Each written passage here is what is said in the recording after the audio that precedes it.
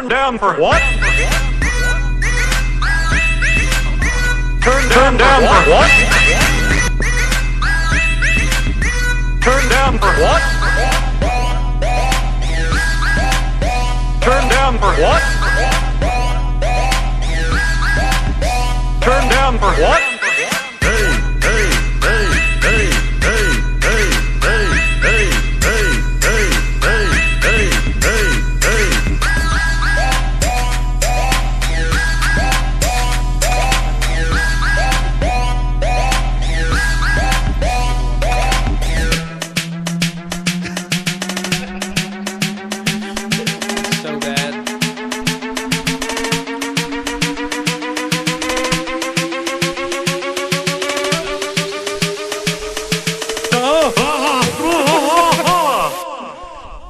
Turn down for what? That made it all worth it. Welcome, ladies and gentlemen, straight out of Austin. This is Prometheus. This is Agamemnon. And we're joined once again by Chris Rachel Osland, your kitchen overlord.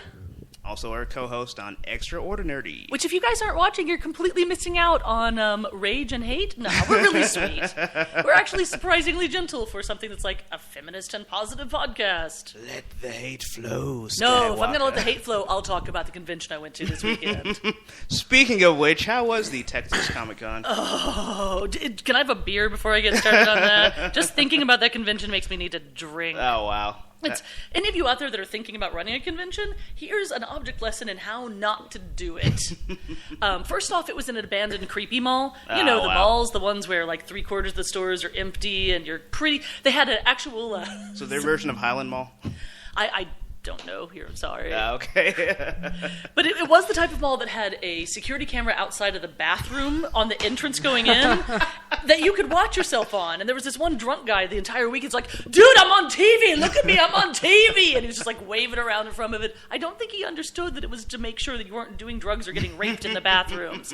Quality mall. Yeah. And then they divided up the dealers because they way oversold it because they were just greedy. I don't know if I can use 4-letter words. Greedy people. Yes, you can. Oh, thank This God. is straight out of Austin now. Anything goes. So there were probably there were dozens of them out in the open air sort of the area of the mall, which is where I was, and then there were dozens more in a windowless cell with the interior portion of the mall, and you had to pay to get into the windowless cell area. Oh, wow. And then it had a couple, like 3 paneling rooms where if you wanted to attend any of the paneling, you had to pay even more to get into any of those. Wow. I was there both as a vendor and as part of Fanboy TV, which you guys should check out, fanboytv.com. It's full of awesomeness, but not full of a show about this convention because their press liaison was like, what? You drove 2 hours to be here just to interview our guests, which we set up months in advance? No. That would involve us actually being competent adults who understand how to do this. And it was just, it was a clusterfuck of epic proportions. So they didn't let you guys shoot anything? We did eventually get into a room to shoot some things, but there was just this whole list of people that we couldn't talk to. I'm pretty sure we weren't even supposed to look at them. At one point, Bitsy Tulloch from Grimm looked like she was actually crying, like they were treating everyone that badly. Oh, wow. Wow. Yeah. The dude from Grimm had her pulled over in a corner and was giving her a hug and was like, you can do this, it's going to be okay. Oh, man. And I'm sure that she's not like this at conventions normally. Having been at that convention for a few hours by then, it was the con, not her.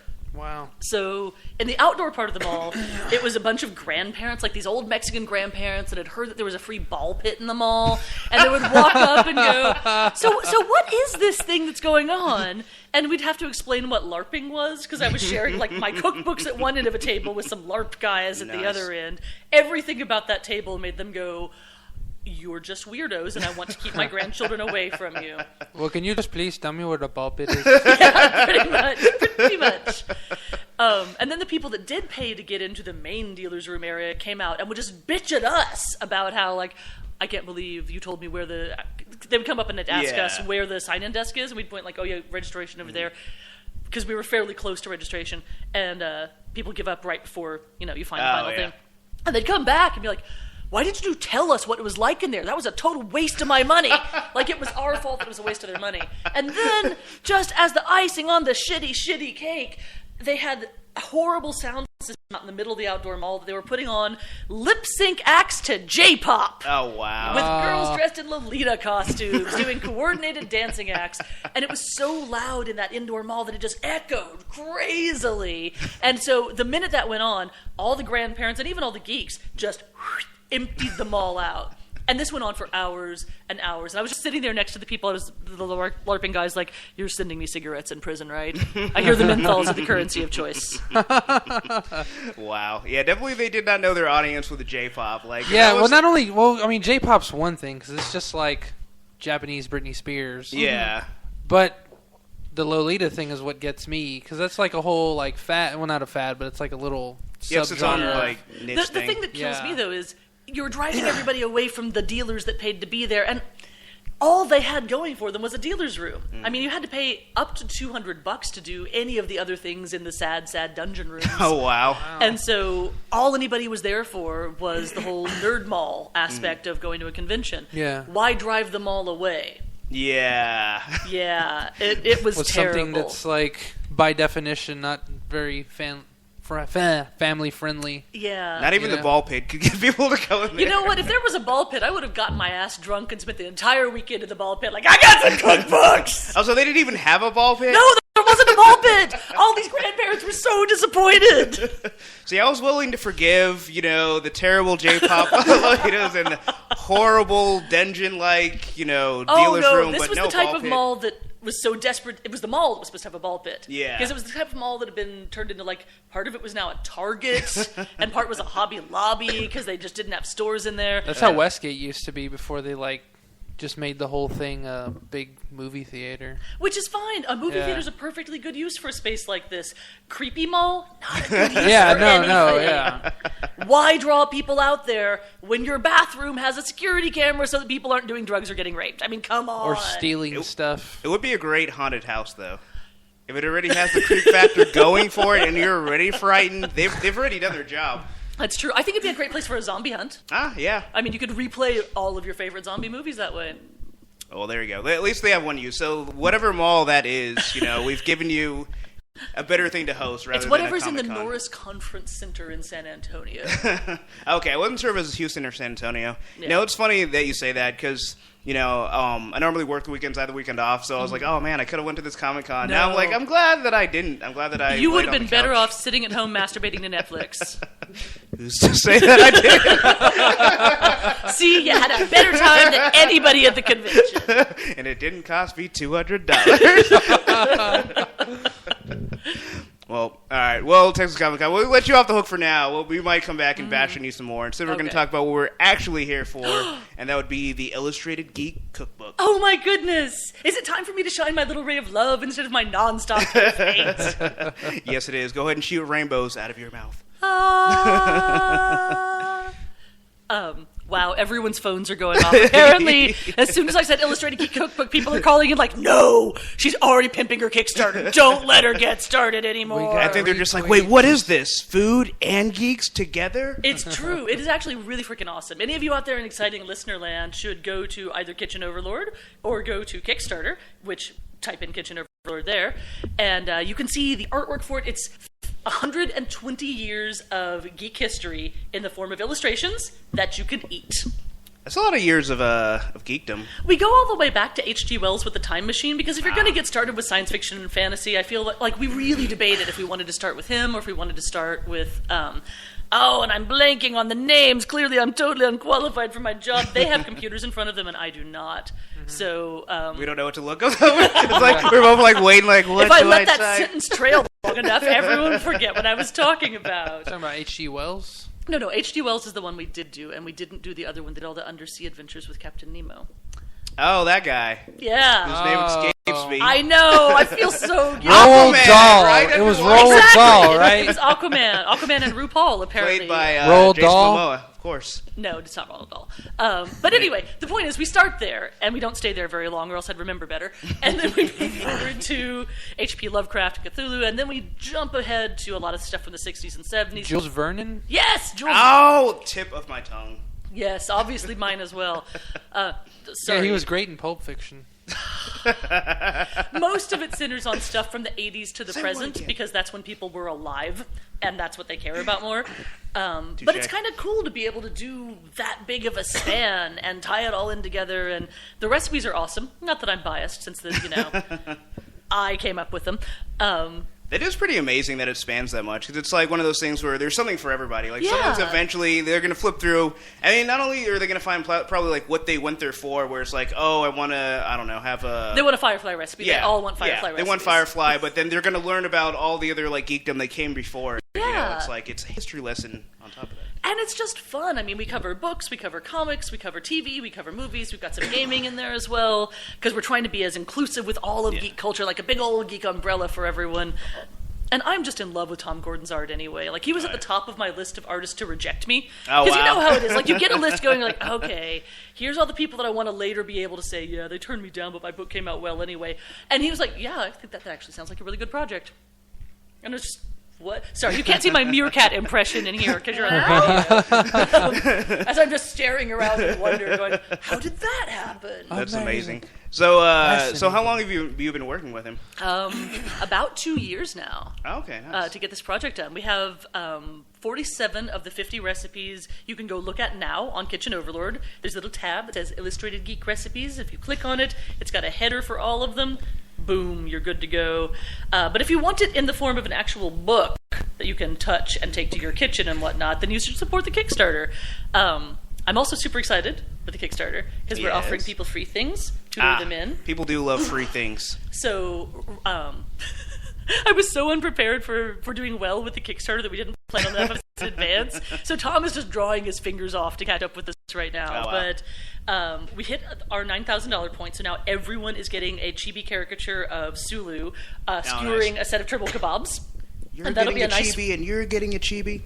Yeah, everybody that buys a book gets one. He just this morning got me the art for my personal favorite, Kira Cameron eating a Terry's chocolate orange from Continuum. Oh, nice. Yes, we'll talk about Continuum. I've finally seen episode 1, so I'm getting there. I'm almost proud of you. Almost. For those of you that aren't watching Extraordinary, Continuum comes up almost every episode. And I've been possibly overhyping it to these fine gentlemen in an attempt to get them to watch along with me, because I need people to talk to about it. If you love Continuum, get in touch with me. It's like me and 7 Canadians that really love this show. And, yeah. Sounds great, eh? So I was looking at the Kickstarter. So you got 21 days to go for the Yes. before the campaign's over, and yeah, you like you said, you far exceeded your goal of 3,000. Well, here's the thing. Kinda. Okay. I set the goal artificially low because I wasn't sure if we, if it was something people would want at all. Yeah. And I was like, okay, if we get enough that we can at least print 1,000 books, that'll be great, and then I'll do the rest of it off of a credit card myself. It's done well enough now that we're going to have to print 3,000 books. Oh, wow. So literally every single penny that you see on there is going to printing costs for the books, not for the posters and the postcards and the shipping, etc. So we really need to hit 14,000 before anything is coming out of my pocket. Gotcha. And we're hoping to get a little bit more than that because I've heard that international shipping is much worse than I thought. So we're like, come on, 16,000, please don't make me put anything on a credit card. That's why we keep adding on more of the free stuff, like we'll give you all this other stuff too, if you'll just get us to this particular level. So you're trying to make them an offer they can't refuse. I really am. I mean, if we get up to crazy levels, people are also going to get an adorable chibi of things like Nathan Fillion as Mal, nice. and David Tennant as Doctor Who. And those things will be for sale later, but why pay money for it at Christmas when you can get them all for free and your cookbook now? That is very true. I mean, you're pretty much getting a ball pit full of free stuff, so there's no reason to not do it. But yeah, because I know the next stretch goal. The best dressed goal is me, gentlemen, with a cookbook in my hands, and nothing else. but a smile. But the next one would be recipe postcards. Yeah. The next thing and I know I can't remember which goal it was, but that's for the Carbs Against Humanity. If you want Yes, to talk about that Carbs one. Against Humanity. That's free for you right now. Just go to Kitchen Overlord. There's a PDF you can download, and that was our $4,000 goal, just to kind of get things started and Okay, make people 4,000. think like, hey, goals are great. We give you stuff. And it was fun to work on too. Oh, I can imagine. Because it's all nerdy and food related, and very nerdy food related. Not all. I mean, it's Carbs Against Humanity. A lot of it's naughty. Well, I think that's the best part of it. Like, Oh, my yeah. favorite thing is, like, especially when you have somebody who, like, they're just squeamish about reading certain things, and, like, I'll always intentionally throw in, like, the most raunchy ones I can find so they have to read them. Because Yes. I'm a nice person like that. And on top of that, I've also, with it, I've got a link to, I think, 8 total nerd-related Cards Against Humanity decks. Oh, nice. So if you want to go, like, if you click on that, you can get a gazillion decks and print up, I think when you add them all together, it's like over 1,000 different cards. Not just mine. Like, if you print everybody's Yeah. nerdy decks up, and you can just completely customize the heck out of that. You never have to look at the same Cards Against Humanity card twice. It's a bold statement. Yes. Could you quantify that? But, okay, I guess, all right. As long as after 1,000 your eyes start bleeding and you lose all capacity for vision. That is usually what happens. That's true. It's true. So I'm curious about the recipe. So I'm somebody who, marginally can cook and marginally feed myself and not starve to death. Ostensibly, you are an adult. Yes, for the most part. So, except for in sense of humor. But so for somebody who isn't really big on cooking, like how easy are the recipes to do? It ranges away. Like the Doctor Who ones are super ridiculously simple. One of my favorites is our recipe for a crack in the wall, which out of the episode Rory's first death that it came from, and that one. I hesitate to even call it cooking because it's literally it's rearranging like cinnamon rolls and sugar cookie dough and stuff like that you can buy at a store in a way that is iconic and looks like something straight out of Doctor Who. Yeah. So you've got stuff like that's basically other people tell me it's cooking. I've been doing this professionally long enough because there's an oven involved. I'm like, yeah. But I've got some stuff along those lines. And then I've got some more complicated things like the Jurassic Park dinosaur nest, which is a vegetarian stir-fry dish and things along those lines. But it's all pretty easy because it has to be something that you can simplify down into no more than 8 ingredients and no more than 10 steps because there's only so much you can fit on a poster if you're illustrating it all. Okay, that makes a lot of sense. Do you have any good recipes for boiling water? I let Martha Stewart take care of that as okay. far as taking your hydrogen and oxygen and grafting it from scratch. Right. So would you say with the Jurassic Park recipe is the worst part that they're still alive while they're eating? I have to find any moment to throw that in there. But I'm glad that there's very few, like you said, ingredients on there. Because whenever I look at recipes and there's like 30 ingredients, I'm like, no, I'm not doing that. Yeah. First of all, it's going to take me 2 hours to find them, let alone know what to do with them. They're just going to be bashing against each other. Yeah. And for me, it's like, I'll take this challenge. I'm probably going to forget about 2 of these recipes and about 5 of the steps. But I'll get there. I'll The get great to the thing end. about these, though, because they're illustrated, if you're drunk and it's 2 a.m. and you've forgotten how to read and you just need pictures to tell you how food works, I've got you covered. So that brings me to my next question. That's good. I'm not getting drunk at 2 a.m. because I'm down for that. There's that too. But was that your inspiration for including illustrations as opposed to photos or just having, here's a list of recipes, No, I really wanted to do a webcomic was my original inspiration, but I'm a food writer. And these two things don't go together very well. So I started brainstorming on how I could do a webcomic about food, and instead of it being a webcomic, it turned into these full posters because Tom Gordon's freaking amazing. I wouldn't have been surprised if it would have been like, yeah, we'll just do a typical 4-panel thing and maybe turn it into 8 panels. Like, nope, here you get this big glorious poster with everything mapped out. Like, I love them. I love those things so much. It's not what I thought I was getting into at all. It's so much better. I love how the web can't even contain him. The web is pretty damn big. But it's really awesome. It's just such a unique idea as well. I am pleased to say that in the internet being what it is, I cannot find anything like this. The bad part, well, the good and bad part about it is, because this happens to be a lot, actually. Okay. is, like, publishers will look at it and go, and this is why we're self-publishing it, there is literally no category we can check for where this would go in a bookstore, so we're not gonna take a risk on it. They said the same thing with the Doctor Who cookbook, like, no one's gonna buy that. And 15,000 copies later, I'm very happy that I had to do it myself, because I make a lot more off of it than if they were taking a cut. Nice. So you're just standing on top of the TARDIS just making it rain?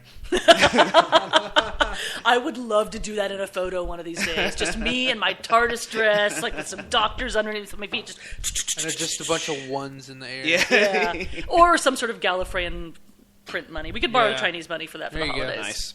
Just a bunch of watches. That Right? would hurt if I'm just swinging watches and people are like, "Ow, it hurts!" Like the fifth Doctor's just on the floor, like passed out. Everyone else Strangling somebody with a Yeah. scarf.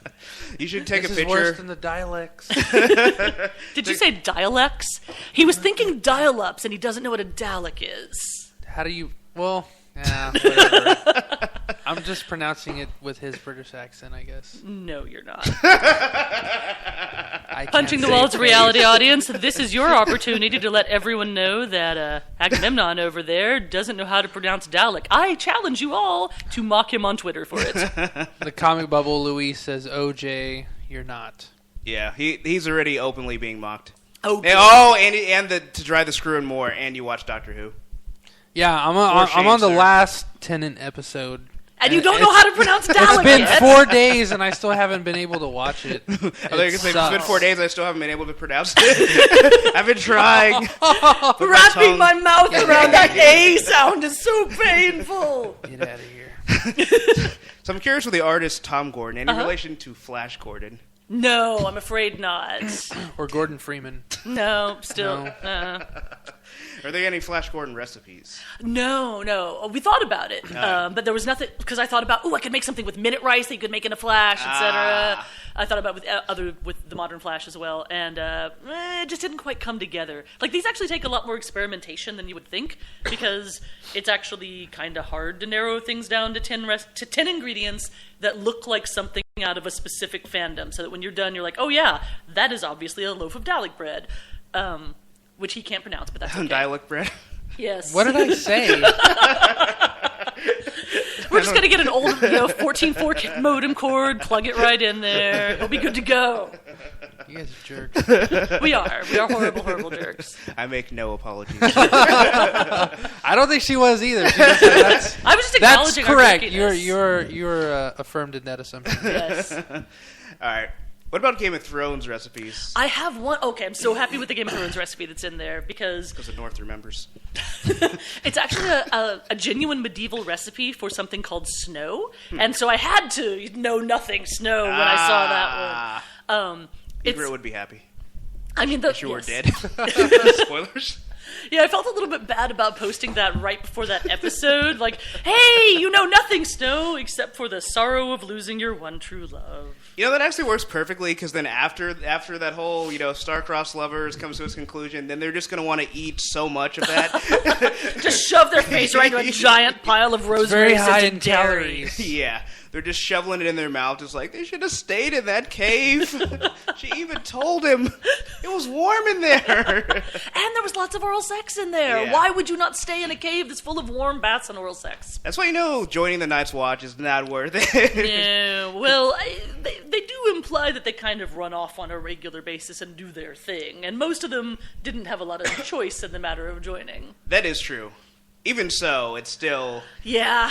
I wouldn't recommend it. If you're thinking about it, listeners, I would not recommend it. You know, here's the thing. If it's your choice between the Night's Watch and the Unsullied, I'm going to go with the Night's Watch. There are worse fates. That is very true. Although I think the Night's Watch could use the Unsullied. I think that they would do a lot better with I their think defense. that they would freeze. Those Unsullied guys are not used to wearing a lot of clothing. True, but they also feel no pain, so they wouldn't even know they were freezing to death and dying. They would just fall over. They would just freeze off from to death frostbite. and die. Yeah. Yeah. So maybe they wouldn't help so much. So the posters have been coming out, before the book comes out. So do you have any fan favorites with some of the recipes that you've published so far? Oh my goodness! So far, actually, the Captain America's shield has been one of the fan favorites. Deservedly so, in my opinion. That's another one of those ridiculously easy.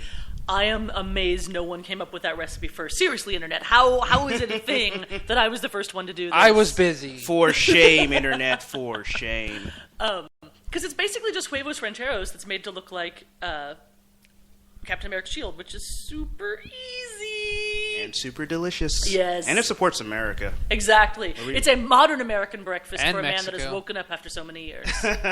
Yes. I'd say the other biggest fan favorite has to be the Princess Buttercups. Oh, okay. Just because of the name. I mean, it's actually a really good recipe, but I think that they would have just loved it for the name. What does that consist of? That one's basically homemade Hershey's not Hershey's, sorry, homemade peanut butter cups. So if you like Reese's peanut butter cups, but wish that they weren't quite as full of grease at the bottom of the little paper container, yeah. And still somehow that little center spot gets stuck. Oh, I know, right? Right? It's like reverse grease somehow. So what is Princess Buttercups? As I just said, it's... No, like, from what fandom? Are you serious? I just got through that. From what fandom? Really? I'm drawing a blank. Like It's from The Princess Bride. Ah, okay. Well, We're both listeners. Both of us are staring at him incredulously. I've seen that movie, and like I don't know anyone's name except Inigo The princess Montoya. who's named Buttercup. I've never heard her name.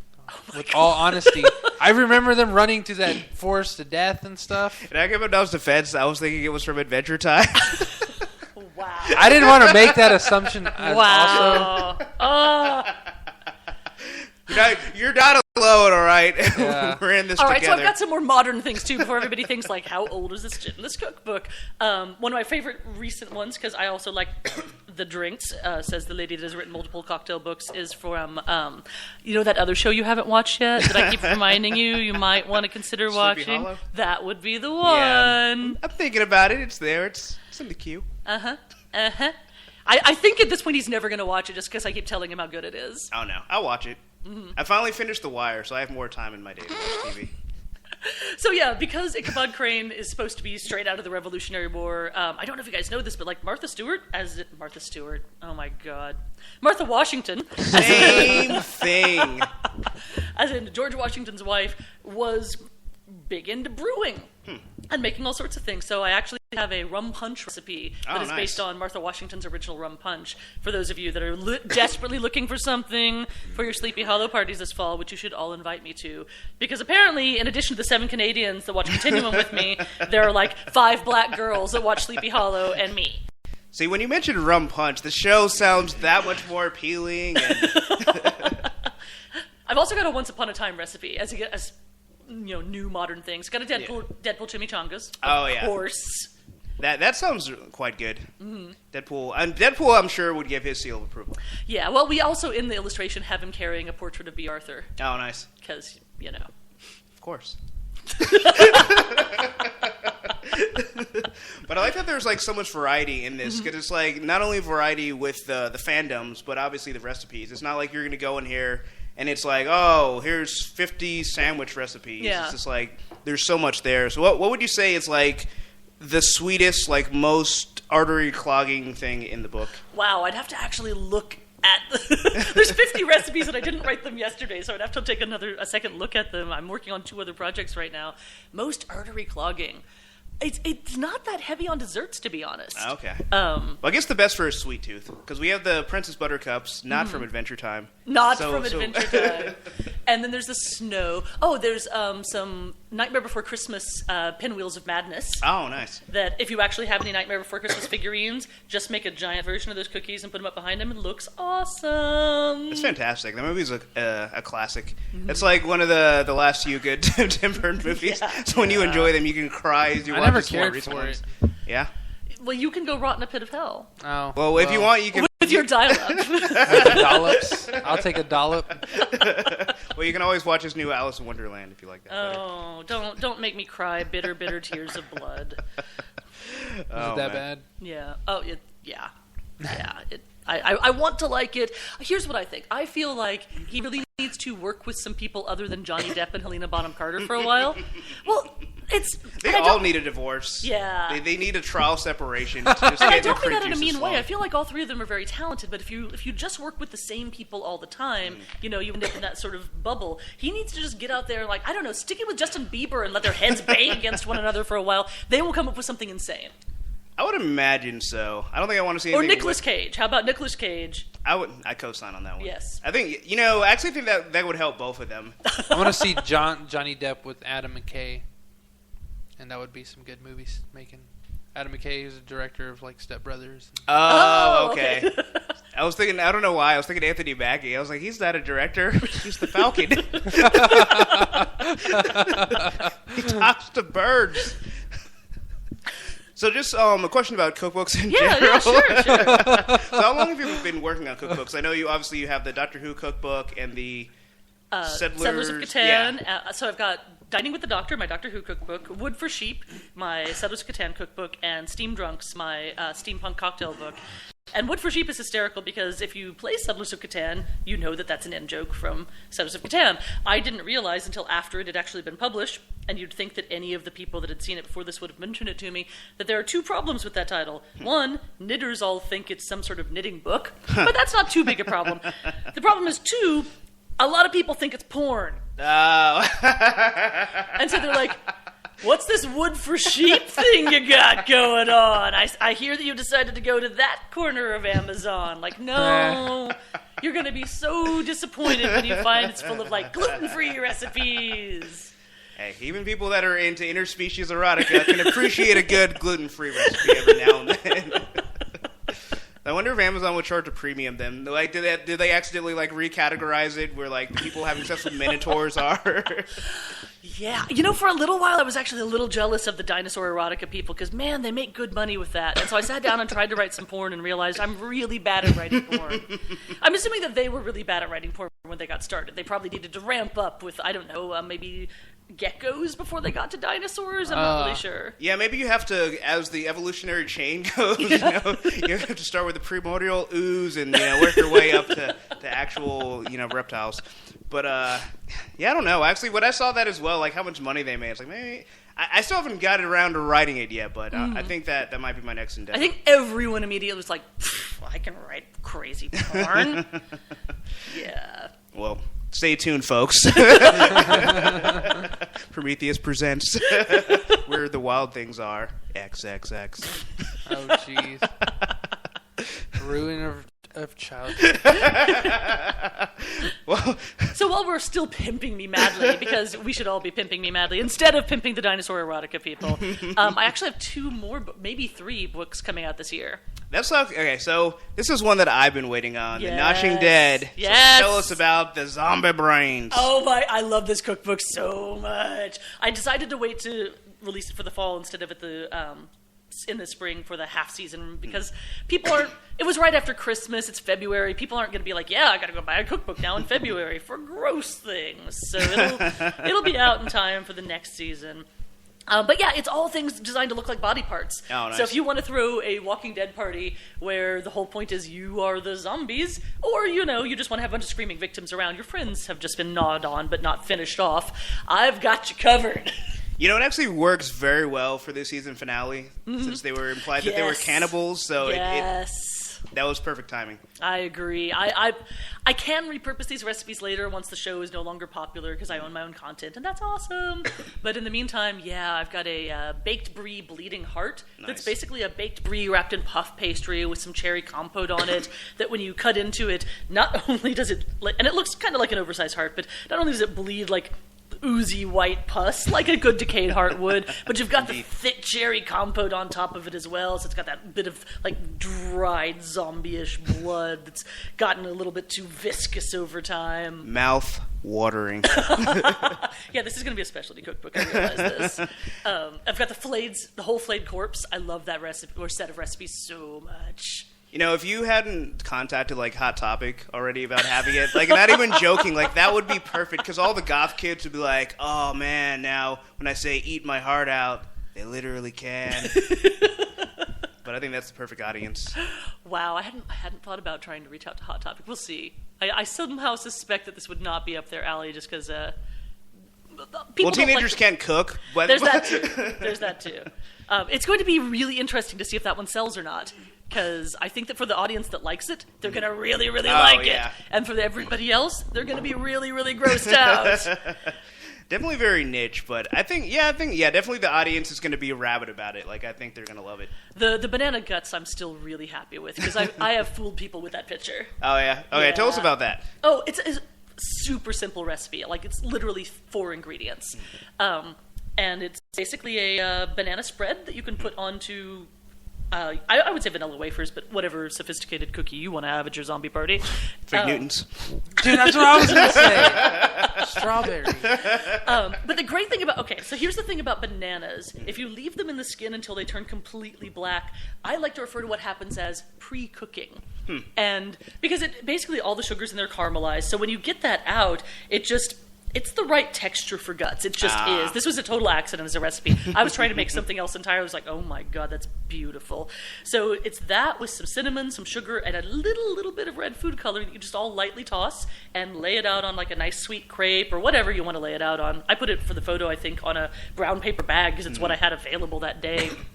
The whiteness of the guts with the bananas just shows through.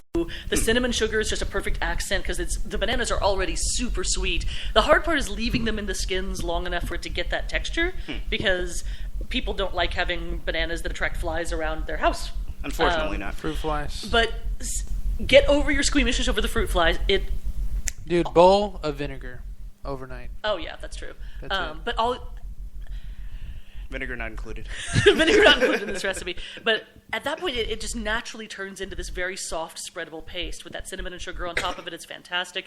Don't tell anyone it's that easy unless they bought the cookbook and they know. But it looks like you put this amazing amount of effort into making this thing that's so visceral, when in fact you just let some bananas rot and added some cinnamon and sugar onto them, threw a little food coloring on, like, ta-da! I'm amazing!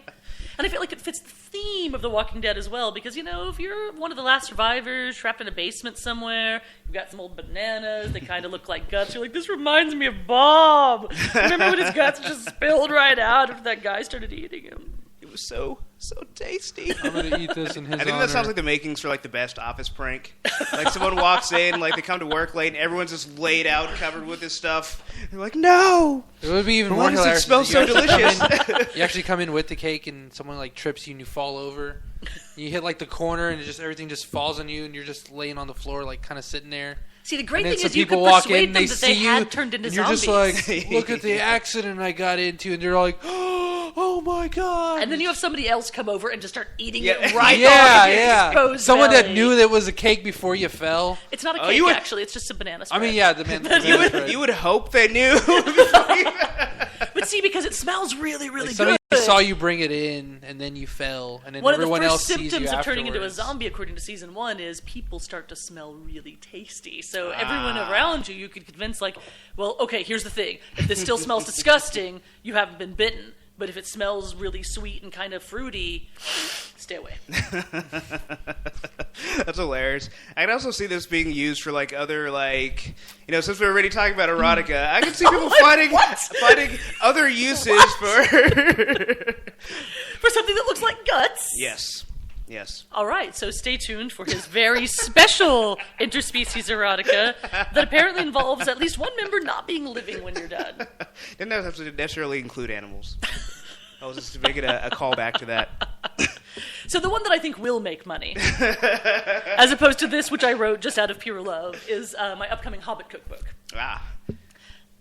You're like, yep, don't care. No, I thought you were going to continue because I was going to. I was going to ask you about Second Breakfast. Yes. If that was included. Oh, yeah, the whole thing is divided up by Hobbit meals. Oh, so okay. it's all broken up into the different, all 7 meals are represented. Every meal plan, if you want to, so it's kind of like 7 meal plans in there. Every meal plan has something made out of mushrooms. Sorry if you hate mushrooms, but he goes on and on about how much hobbits love mushrooms, so we had to tie that in. And it's this... I mean, my actual training, believe it or not, I went to school for this, and I'm deeply in debt for the rest of my life. I'm a historian. So, Oh, yeah, history. Yeah. I got that whole master's degree and postgraduate work in it. So, You can't eat history. Yeah. Well, Or actually, technically. yes, you can. Oh! Let me tell you more. So it's actually a historically based cookbook based around what J.R.R. Tolkien would have actually been eating when he was basing the things on the Shire. So, because, I mean, there's all these loving descriptions of the food in the Shire, and a lot of people are like, ooh, can I get some of that? Like, yeah, you can, because poor guy, like, he had a really tragic early life. His father died when he was very young. His family had to move back. They were in South Africa. His family had to move back to England, and he split his time between a aunt in this beautiful bucolic village in the middle of nowhere that the Shire was based on, and grimy industrial Birmingham that was kind of a hellscape. And so the food he was getting there was everything you've heard about Victorian food. Yeah. Whereas the food out in this beautiful, bucolic area was the dreamy, like, yay, hobbits live an awesome life. I want to be like one of them. So I went and did research on everything that would have gone into that. And so it was all these historically based recipes, plus the limits that he put on, because he got a little xenophobic after World War I. And I don't blame him, because literally all but one of his friends died by the time he was 18, because the war was brutal. And we forget that World War I was also pretty darn bad. It didn't make the World War list because it was an easy time or anything. Yeah, most people don't really, people kind of forget there was a one, you know? And so when he's writing all this stuff, he's already under rationing. He's already going through the horrors of war. Doesn't know if he's ever going to taste any of this stuff again. And so this is kind of my love letter to Tolkien as far as trying to represent all these things that he thought were quintessentially English that he may never, ever lay eyes on. Doesn't know if his children will ever get to taste. Oh, wow. But he's writing these loving descriptions of it, just remembering his own childhood while writing The Hobbit and Lord of the Rings. It's really fantastic. Yeah, and it's tasty. Oh, yeah. I can imagine. I have a confession to make about the Hobbit movie. Mm-hmm. I didn't care for it that much, but my favorite part of it was the part where they're eating all of Bilbo's food. So once I found out about the Hobbit cookbook, I was just like, I can be there. I can be one of these annoying dwarves just raiding his pantry and eating everything. It was such an enviable pantry. It really was. Yeah. I was just like, I was looking at my cupboard. It's like bare, and it's like, but we have industrial stuff. This guy lives in a tiny little house. How does he have such delicious food? I know. So now you too can live and eat like Bilbo. Man. And the thing about it is it's all country food. I mean, that's kind of the whole point. And it doesn't matter what country you're from.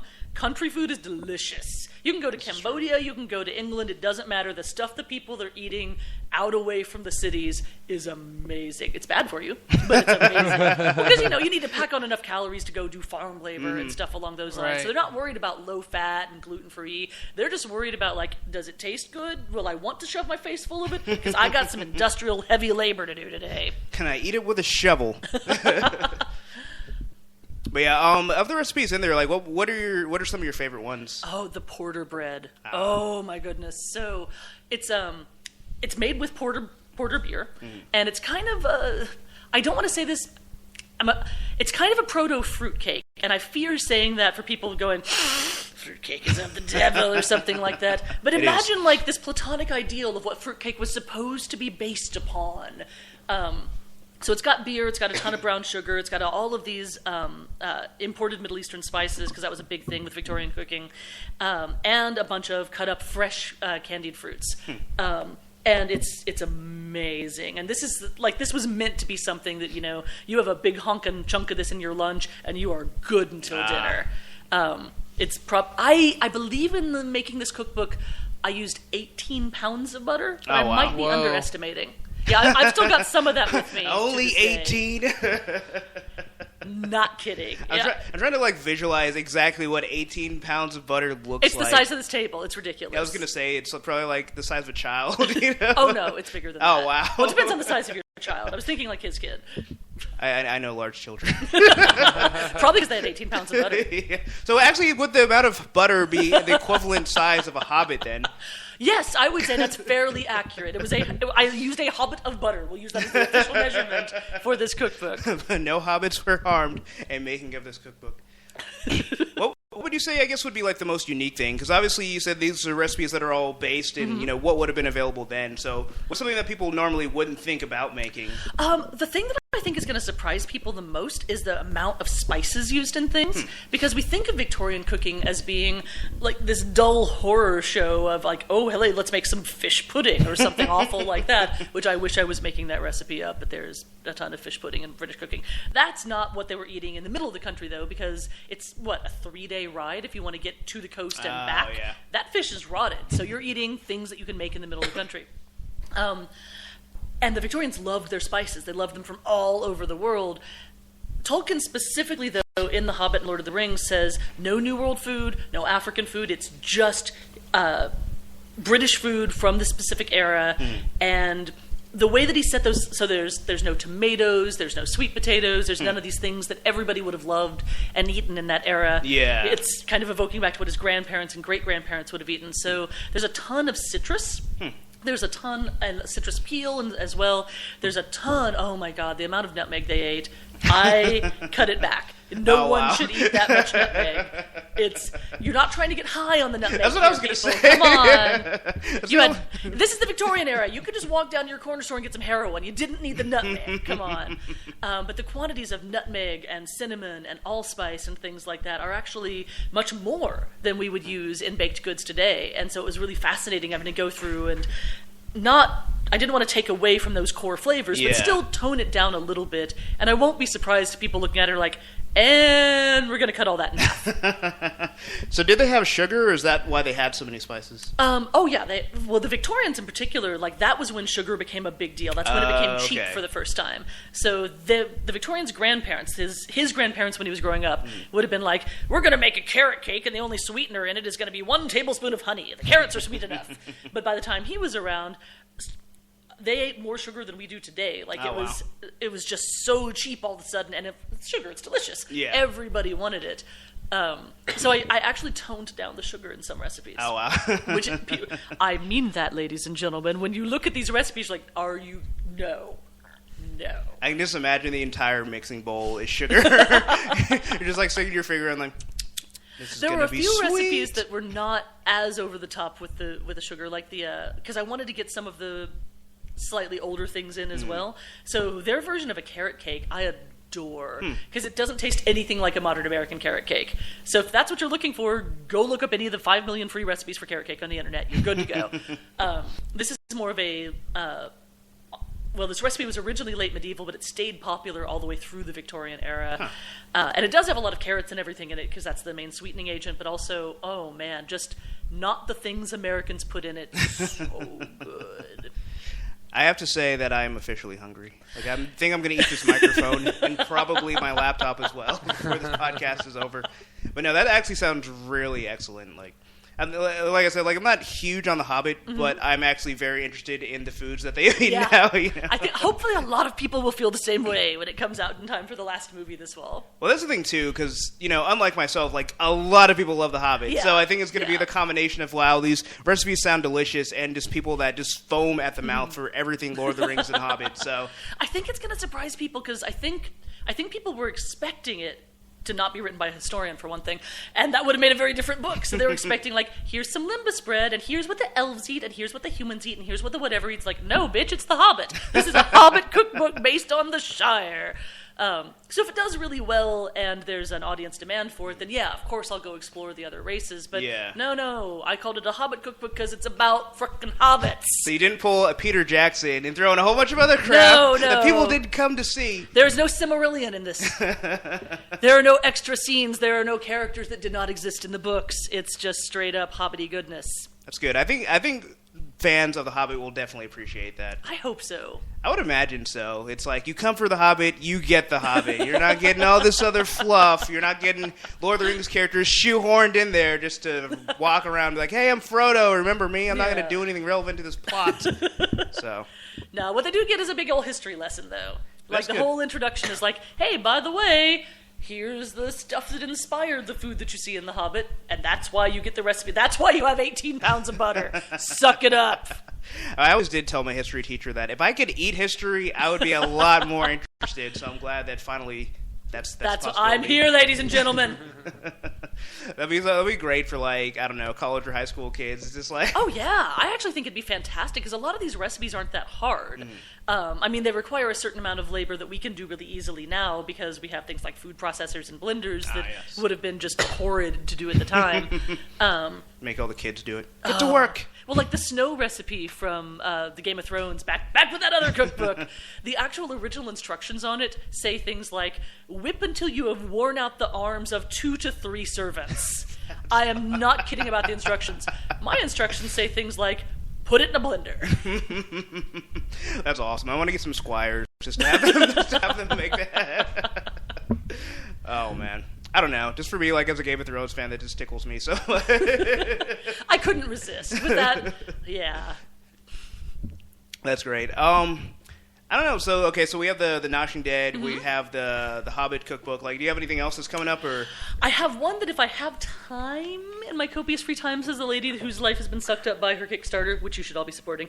Kickstarter.com / Kitchen Overlord. Just go to Kickstarter, search for Kitchen Overlord. You're Okay, good that's to what go. I thought it was, but I don't want to give the wrong one. They have weird addresses on it, so... Yeah. I mean, yeah, once you search for Kitchen Overlord, it's going to come up. Exactly, because if there's another Kitchen Overlord, bitch and I are going to fight!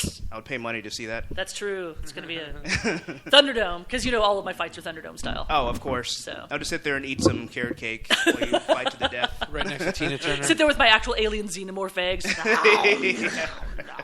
Which are going to be one of the posters, I believe, for the... Oh, okay. That sounds awesome. My alien xenomorph eggs actually are really fucking awesome. I want to have like an aliens party. Just I like have- those. Sorry, I've got like 4 aliens recipes on Oh, Kitchen do you? Overlord because I love it so much. Okay, you've hit a soft spot in my heart because I'm not a huge movie fan, but Aliens was like that was my trilogy. It's Aliens! Yeah, how can you not love it? It's so great. It's such a classic, and it still holds up to today. I mean, the first and second Practical effects. one. Oh yes, which they need more of. We are boring. He's just like, No. He's like, I like Wait for eggs. this caffeine to kick in. I don't think yeah. So I've got one that is actually, essentially, it's based on Chinese tea eggs. If you're familiar with those, mounted in a cucumber, so that you've got like that green spiny thing going okay. on, and then you have a little hot sauce on top for the blood, because if you lead in too close, what's going to happen? And then I've got some pretzel bread that it turns out if you dye your pretzel bread green to start with, which everyone should just do anyway. I am a big fan of food coloring, if you've ever visited Kitchen Overlord, you know. But if you snip it the right way before you dunk it into the baking soda solution, it'll just open up like the petals at the top of the alien xenomorph, the actual eggs before anything comes out of them. Huh. It looks amazing. I can just imagine like all the experimentation that came into like all these creations. There are a couple that did not turn out well. There's one in particular that is... it's kind of legendary on Kitchen Overlord for being the worst thing I've ever made. Where I was trying to make some Pikachu rolls that would be like these adorable little bunny rolls, but it looks like Pikachu, and they'll be yellow, and they'll have a soft little belly of chocolate. And it came out, Demon Pikachu will eat your soul! Oh my god. Because the things that I did for the eyes and the cheeks, they looked so cute before I put it in the oven. And then one of the eyes, like, literally half fell out of the socket and was bleeding black the rest of the way down. And the cheeks just, again, bled out. So it kind of looked like you could maybe see a tooth or something on the inside. And they're so bad that people actually are like, no, just put that up there. I want to make those. That's what I was gonna say. I totally want to make that for like all my diehard like Pokemon fans. Be like, I brought you a present, and you're just gonna see the tears well up in their eyes, like Pikachu, I chose you. I'll never catch And you them all. chose death. This is after you left him in the egg a little too long. Yeah, right. Or just one too many battles. That's like him after he's retired from Pokemon fighting. God, the one eye literally half hanging out of its socket just made the whole thing. That's great. I want to see just like the behind the scenes. It's like that's like all the food you have to take out back and just shoot. Just like I can't allow this to breed. I have been seriously contemplating doing I wouldn't have time for it this year in time for Christmas, but doing a ebook only, because I don't think people would buy a print book of it, of just Kitchen Overlord fails. Where it's like, here are pictures of all the things that like just don't know. Because so many people, when they see not only my pictures, but also things on Pinterest, like you've seen the Pinterest stuff where you're like, humans didn't make that. Fuck you, whoever photoshopped that and called it food. Els Because, made it. yeah, because people like me don't tend to show you our pictures of the demon Pikachu unless it's so cute that it's so good that it's bad that it's good type of thing. Yeah. And I think it would be nice for readers to see that I'm actually human and that it's okay to make mistakes in the kitchen and just eat it anyway. It's fine. 90% of the time with this stuff, it's still edible. Even if it's burned, scrape the bottom off, you're good to go. And That's what I tell people. Yeah, I was no gonna one ever say listens. that's most of my Scrape food. the bottom. I eat a whole lot of the things that don't make it into the cookbooks or onto the websites. I was going to say that, it is definitely a good lesson for people to know that even an overlord can err. I wouldn't say error. I would say I just needed to eat that demon's soul. Yeah. So I'm curious, going back to the Noshing Dead, like, what, now that we're- Speaking of eating people's souls, Yes. But what would you say is, like, visually, like, the creepiest thing that's on there? Would it be the banana paste, or is there something that's, like... well, the bananas are part of what I consider the creepiest one. Okay. Would that be... I kind of wish I had the pictures in front of me to look at and be like, no, that one's even creepier. But the flayed corpse has got to be my favorite. Where it's, the skin is made out of red velvet crepes and vanilla crepes that you've pushed together immediately after they come off of the crepe maker. And you should just buy a crepe maker if you're going to do this. It's $20. It's so much easier than making crepes in a pan. So that you've got that outer, and you can do others, like you can do chocolate, you can do whatever if you want to make different skin tones and be more inclusive. Everyone gets to get flayed. Exactly. So, but you've got that bloody red interior from the peeled off skin, and then the skin tone exterior, and you lay it out to kind of cover like an entire pizza pan, so that you've got kind of, your torso that you've splayed open, and then I've got biscotti for ribs. The guts that I mentioned before. I had another flavor of guts. I'm trying to remember what they were. Sorry. What flavor are the guts? I've made a lot of intestines, is what I'm saying.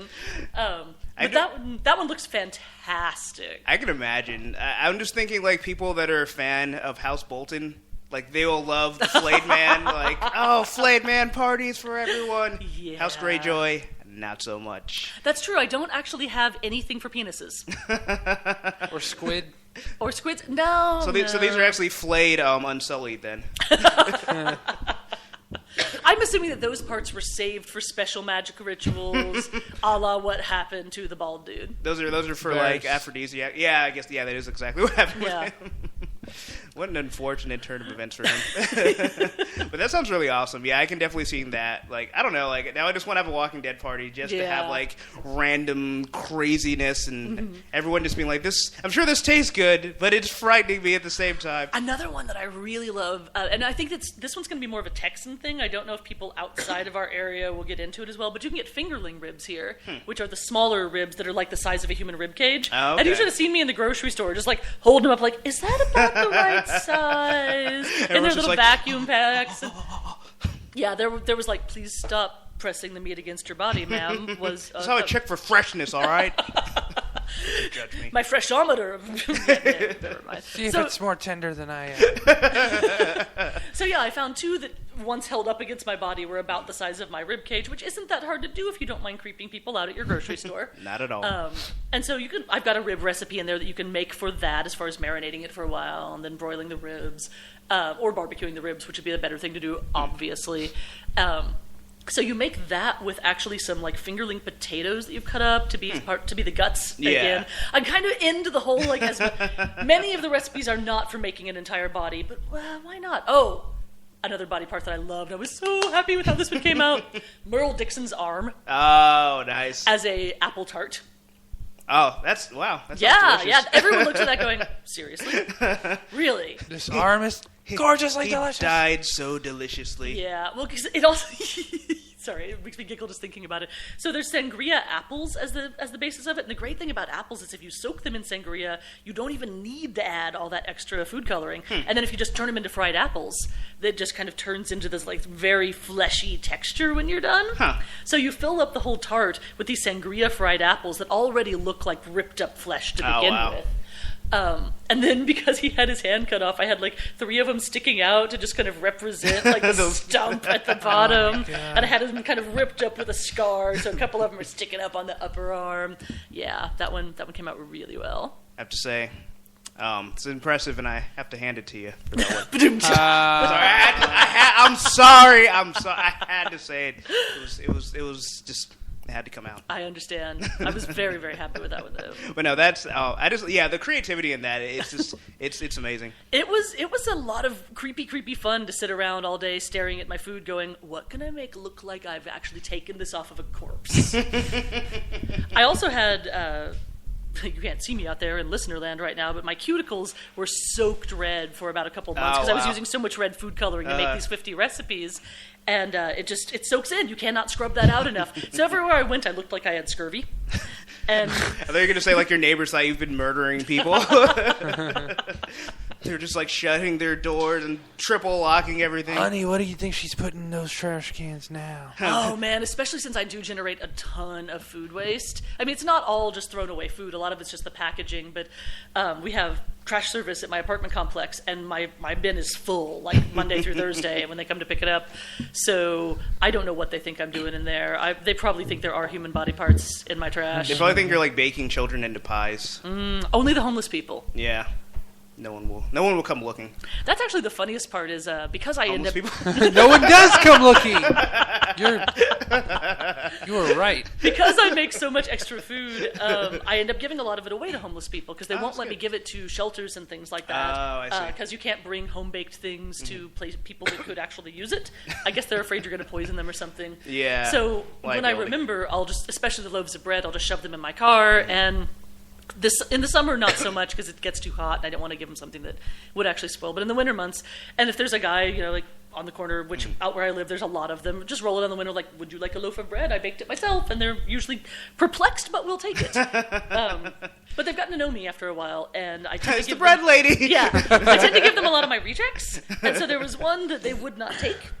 Because it was my attempt at making a Batman bread, kind of like my Superman bread, yeah. where you slice into it and you've got that actual symbol there, except it failed miserably, and instead of looking like a white bat inside the black bread, it kind of looked like a skull. And by kind of, I mean a lot. And I should have kept it. It wasn't quite enough to really pass off as skull bread, but it Yeah. kind of had that, So I'm trying to give that away, and they're like, no, I am not taking that, lady. What is wrong? Like, they were sure that I was going to poison them by labeling the food as poison. Nice. I'm sure there was like one guy who stuck around. Now that his friends aren't watching, it's like, I'll eat the skull. That would be awesome if somebody actually had. Yet they have no qualms about drinking themselves to sleep with a bottle of Jack. Hey, Jack Daniels is a friend to many. And an enemy to none. I don't know. I don't know. For me, it's a box of Target Malbec. The finest cube of wine you can buy for $18. Mine comes in a box now. The most money for your cubic foot. Exactly. I was just thinking, this is really random. We're going back to the illustrated cookbook of the Captain America shield. There's like, I don't even know the context of the panel, but there's like a Captain America, like, he's like trying to eat his shield and Buck is behind him. It's like, no, Cap, don't do it. He's like, but I have to, or America's gonna die. It's like all I can think of when I think of the Cap shield. I'm just trying to non-vibranium. So if you've ever wanted to recreate that scene, it definitely would be better with one from one of Chris Rachel's cookbooks. I agree. You won't break your teeth. That's true. So, and Well, he's fresh from being thawed after all that time. His brain's maybe not all there, and the shield looks a lot like his shield. It's easy to get confused. it's like the eggs are scrambled, his brain is scrambled, it makes sense. I was so delighted when and this is another one of those recipes that came about by accident.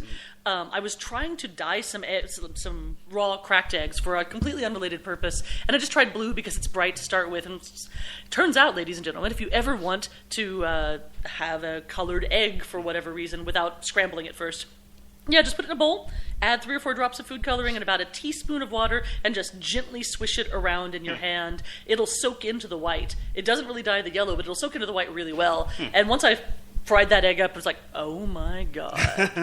I now have a blue disc of egg. Yep. Blue All eggs right. in hand. That's awesome. My plans for the day just changed. Who wants blue eggs in hand? I do. If I wasn't Jewish, I'd probably make green eggs and ham by now. I should just get some turkey bacon or turkey ham and do About- it anyway. Green eggs and Spam. Spam is disgusting. Yeah, I thought Spam was If I- Spam. Try. Yeah, I think it actually. I don't think that will I work. am not Hawaiian, so I'm not making you any Spam sushi, is what I'm saying. How about green eggs and tofu Oh, chorizo? poor Hawaii. If I lived in Portland, yes. I have tofu chorizo. Tofu chorizo is actually really good. It's delicious. I agree. It's delicious. One of the things that I do with a lot of my, everybody I know has dietary restrictions because I don't know what it is about nerds, but you get 5 of us together and 3 of us are going to have some sort of tissue paper instead of a stomach. I think it's just a brown paper bag and a tube inside most nerds. Well, they need that brown paper bag for when they have an asthma attack. They can breathe into it. And so, like, every time you try to order a pizza, somebody will be like, I'm lactose intolerant. That would be me. And then somebody else will be like, oh, that's okay, I'm vegetarian. And then somebody else will be like, oh, well, I'm paleo right now, so I'm not eating bread. And by the time you're done, the guy that offered to order a pizza is like, I'm sorry, I didn't mean to be a jerk. I just wanted to feed us. Well, there's plenty of dirt outside, you jerkwads. I'm getting the pizza. And so most of my cookbooks focus on ways that you can feed everybody in your Okay. crazy-ass crowd. So the only one that I'm not doing as well with on that is the Hobbit cookbook. Yeah, that makes sense. Because that was not a concern in the 1890s. It just wasn't. I do have some modifications at the bottom of the pages, like here's a vegan variation of it. things like that, but not very many because it's not really conducive. Yeah, I can see they'd be like, what the bloody hell is gluten? Yeah, Eat but porridge. I'm ridiculously proud of myself for having many, many vegan zombie recipes. Oh, nice. Yeah. Both of the eyes are vegetarian and one of them is vegan. If you want to have just some plucked zombie eyes. Like I've got one that's figs because like the Calmyra figs, they're already kind of like okay. a dissolved up eye, and if you have the end up there, wrap a little bit of cherry. Again, I like the cherry compote because for zombies. Yeah. Little cherry compote at the end and get some string cheese. This is how easy this is. It's like 3 ingredients. Get some string cheese, rip it up into the finest shreds you can, and use that as the nerve endings trailing back. And so you can just set up a whole little tray of eyes, like little dissolved zombie eyes with the nerve endings and a little blood on them, just staring at you. I just thought of like the best thing ever. So basically, like, make one of the recipes from the Noshing Dead cookbook and bring it to a regular potluck. But don't say anything and don't act like anything is abnormal. Just place it there gently and just watch people's reactions. Punching the walls of reality, listeners. If you do this, please send us photos. I want that to happen so bad. I will give you, I don't know what it is. I will send them whatever we have left over after the Kickstarter as an award if they do this. You might get a poster, you might get a postcard set, you might get a print. By the way, did I mention the print of Kira Cameron eating the chocolate orange? Because I love it so much. Just Believe you did. They're probably going to want the Sulu one or the Doctor Who one or the Nathan Fillion one or whatever, but you will take what you get for free, random listeners. The Overlord has spoken. But yeah, I can just imagine it being like the reactions to the Red Wedding. They're just like, ah! Which is delicious. Yeah. I can't believe it's so good. Oh, man. That one was a ridiculous amount of fun to work on, I gotta say. Oh, I can imagine. The hardest part for it actually has been working on the revisions, because I can't decide still so I've still got a little bit of revision left to go, if I want to kind of like make a narrative as though people are trapped down in the basement. And because the thing is, Glenn did escape in season 1 by basically just dressing up as a zombie. Like, it was all just zombie cosplay, gross zombie cosplay, because he ripped up that corpse like, la la la la la, you smell me as a zombie, I can get through past you, right?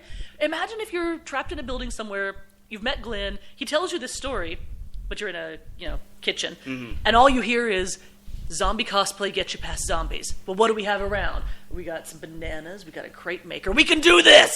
We got Glenn. I like the idea that they'd be covered with regular food, thinking it's going to save them. I know! And then the zombies just enjoy eating them that much more. They're just like, why, I do say, Margaret, this is a quite exquisite human.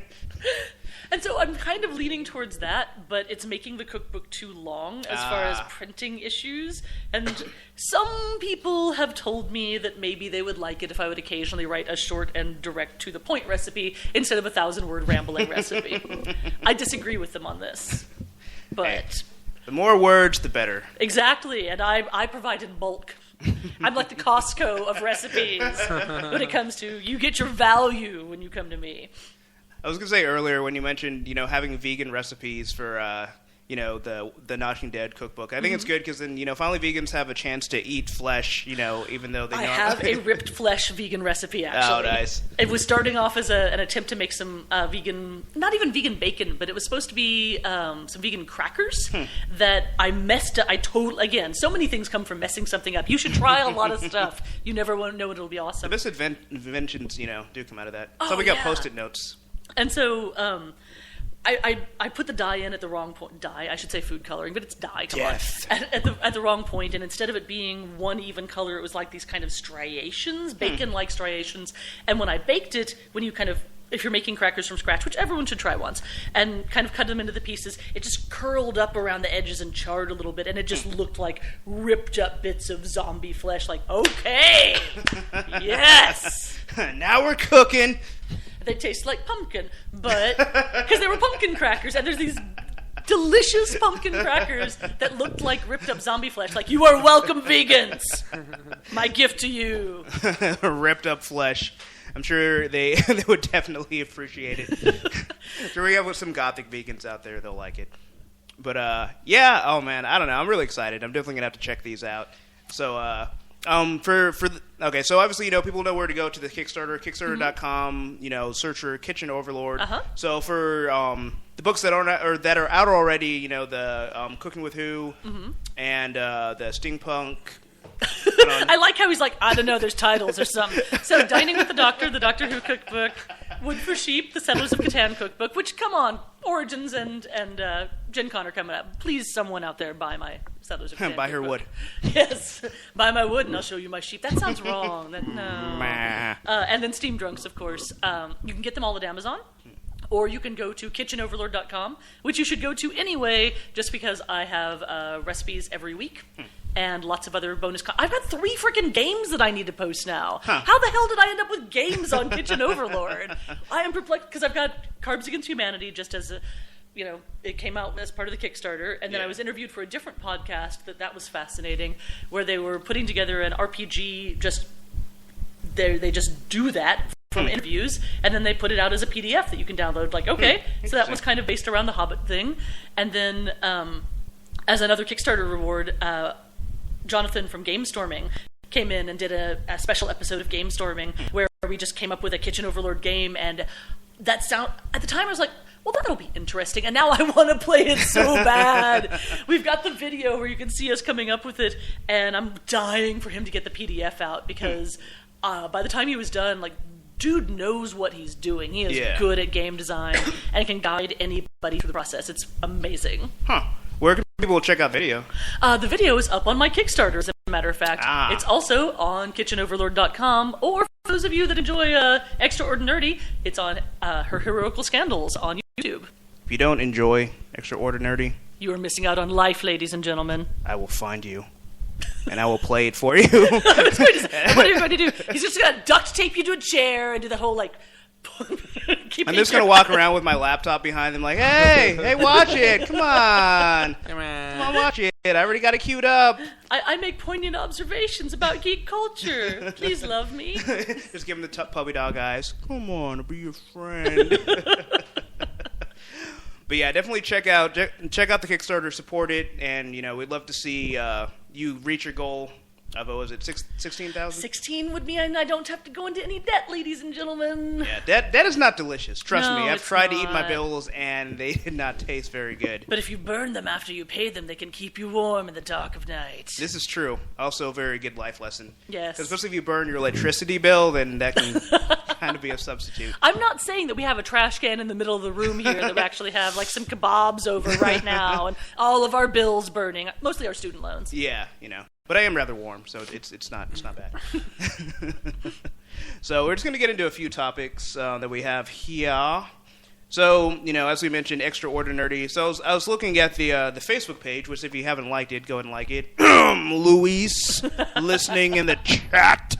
But I haven't had a chance. I haven't kept up with it as much, but there were some really good articles. So I've kind of went through, picked out a few of them. There was one in particular. This is the point when he's going to queue up all these articles that I've been posting for the last month. And be like, hey, remember this thing that you read 4 weeks ago? Sleep-deprived lady? Say something intelligent about it. Pretty much. Well, I haven't actually read through all of them, so it's going to be a learning experience for everyone.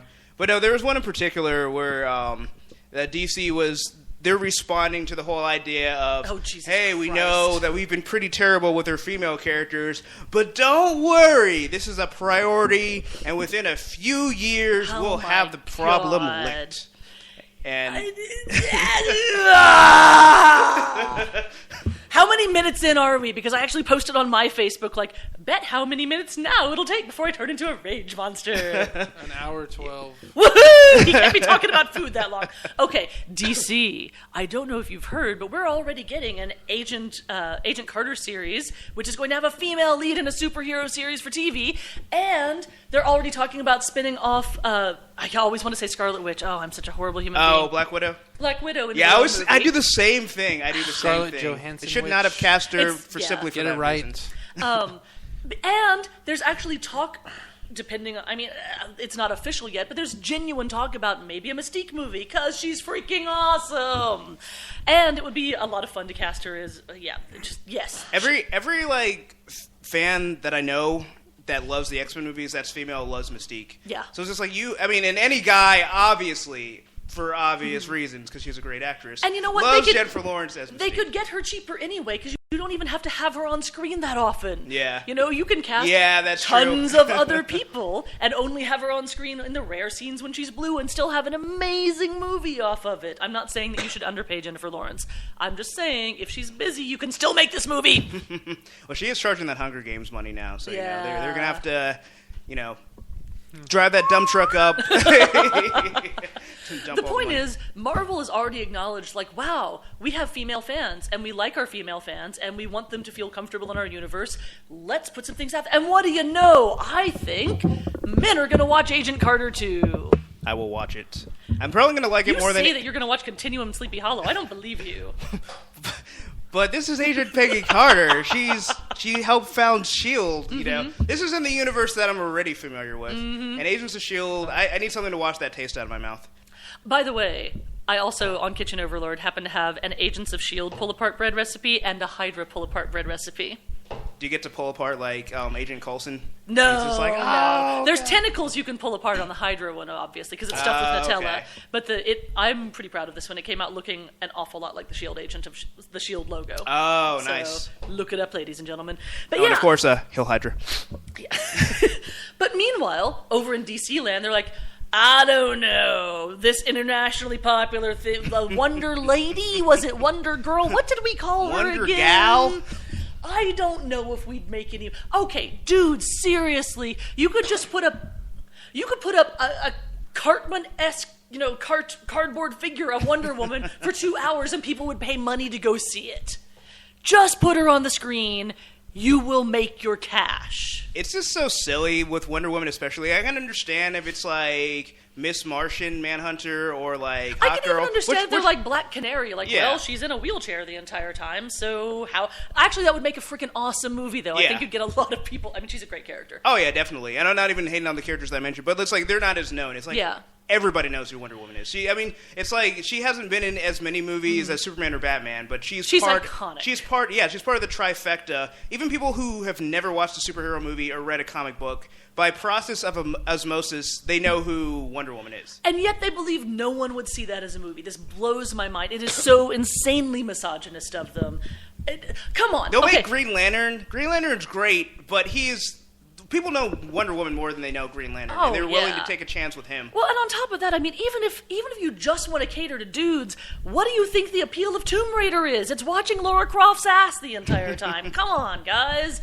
What makes you think men wouldn't show up to watch a woman that could fill out a Wonder Woman suit? Well, I mean, if you look at the Resident Evil movies, they're terrible. But Mila Jovovich looks great in leather. I'm sorry, like that's literally the only appeal of those movies. Not even the action, not anything else, not the zombies. I gotta It's say, just like- Kate Beckinsale for Underworld yeah, as well. that's another one. So it's like Wonder Woman. I mean, imagine if you included these other things like character development and plot. I don't know. I mean, I'm not a big Hollywood guy, but it sounds to me like you got a winner on your hands, guys. The saddest thing about it to me is DC did such a good job with their animated universe. Oh, yeah. And so we know it's possible to tell really good stories that people are going to enjoy, that they'll keep coming back for with those DC characters in a medium other than comics. I don't know who has their head so far up their ass that they're examining their own spleen in the movie department that makes them think that all the things that succeeded with animation will fail in a live-action movie. Yeah, it seems to be just their editorial, like, in general, because, I mean, they've had problems with the comics as well, where... We're not talking about the New 52, because if we start talking about the New 52, I need that box of wine I mentioned earlier. You know, this is just a hypothesis, but maybe like the reason why the animated films do so well is because the people who get into the animation scene to begin with, or as the occupations, because they love cartoons, they grew up with those, and maybe they understand the continuity that goes into like the comics that they grew up with and love. So when they see like these great stories that came out, like what was the Justice League War was one of the more recent ones, Yeah. and that one was really good. The one before that I had reviews last year, Flashpoint? No, Doom. Doom. That one was really that was such a great story. It was just fun, and like the Batman Superman banter was just really great too, you know. But it's like they get it. Like Yeah. the animators get it, the storyboarders get I it. don't Like know those what guys it is just with get DC it. that they don't know how to make movies. Yeah, so it's like I think maybe just because people that get into the animation business understand animation, love animation, and See, grew up with here's it. why I won't give them. Here's why I will not give them the benefit of the doubt about that. The entire Marvel Cinematic Universe. Clearly, there are people out there who know how to make a movie out of comics and do it really well. Well, I think that's mostly just because it's Marvel that's making these movies with Disney money, whereas Warner Brothers is making. It's not like DC Studios. Yeah, but Marvel It's doesn't just own the the DC. X-Men. And those movies were... Well, no, but they I gave mean, the, okay, some of them yeah, were quite Even Bryan Singer finally made like a movie that I won't even bitch about. So obviously it can be done. Bryan freaking Singer, come on. Although, I gotta say, despite my sadness over having people point out to me that maybe there were some issues with Days of Future Past, I really enjoyed it. Yeah. Oh yeah. Well, I know exactly what you're referencing. It's like we have the minority team in the future who have no character development. At least I will give them this. At least one, they were at least there. Two, they showed very good teamwork. Yeah. I mean, and I'm not The even. brown people work together well, as long as you put them in a post-apocalyptic And all the- situation. But I always hated all the other movies because it's just like the X-Men couldn't get their shit together. It's just Yeah. like finally, it's like this is how a team You operates. had to kill all the white people. Yeah, pretty much. But I was pointed out like after what if I feel like critiques? This is like it seems like in the 60s/70s X-Men universe, they just love to blow up the black characters because the only two major ones both exploded. God. Well, not only that, but they killed all the women and minorities off screen with this Yeah. movie. Yeah, they killed Lenny Kravitz's daughter off. Is that who she is? The Yeah. angel chick? Yeah, the girl that little Even flies- the red guy got killed off Yeah. screen. Yeah, like how do you like? I don't know. I would have loved to have seen not like they could have just opened the movie with that even. Yeah. you know, like a It would've cool been- like there chase was scene to literally where no plot point or need to kill off those characters. And I Yeah. suspect those actors are not people that you're like, wow, I wonder if we'll be able to get them again. Yeah. I'm sure they would. not only that, but like, and then aren't they Havoc supposed? Well, like my whole thing is like, how is Nightcrawler born? Yeah. Okay. Well, they Okay, have a lot of all right. continuity issues. No. I am a longtime Marvel fan. I can do this. All right, so here's how... I'm waiting. I'm on the edge of my seat. All literally. right. So, based on the age She's Marvel on the edge is, of tomorrow. age Nightcrawler is Nice. in the later movies, and the fact that this is in the 60s, clearly what happened here, excuse me as I push up my nerd glasses, clearly what happened here was dictates. Mystique did already get off screen, before everybody died, get pregnant by Azazel, abandoned her child in the circus because she's a font of excellent parenthood, and went crazy afterwards. Maybe even what drove her crazy was Azazel's death. She had to avenge him, left the baby with the circus because she's like, circus people are used to weird-looking individuals, and then went off on her crazy killing quest. I can buy that, but what about Magneto and Quicksilver? He just goes to the suburbs, Okay, here's what happened. All right, ladies and gentlemen, I can do this! Keep in mind that he doesn't like humans. But he likes pussy. We know this because we've read the comics before, and Magneto gets laid more than anyone else in those comics. He does have a magnetic charm.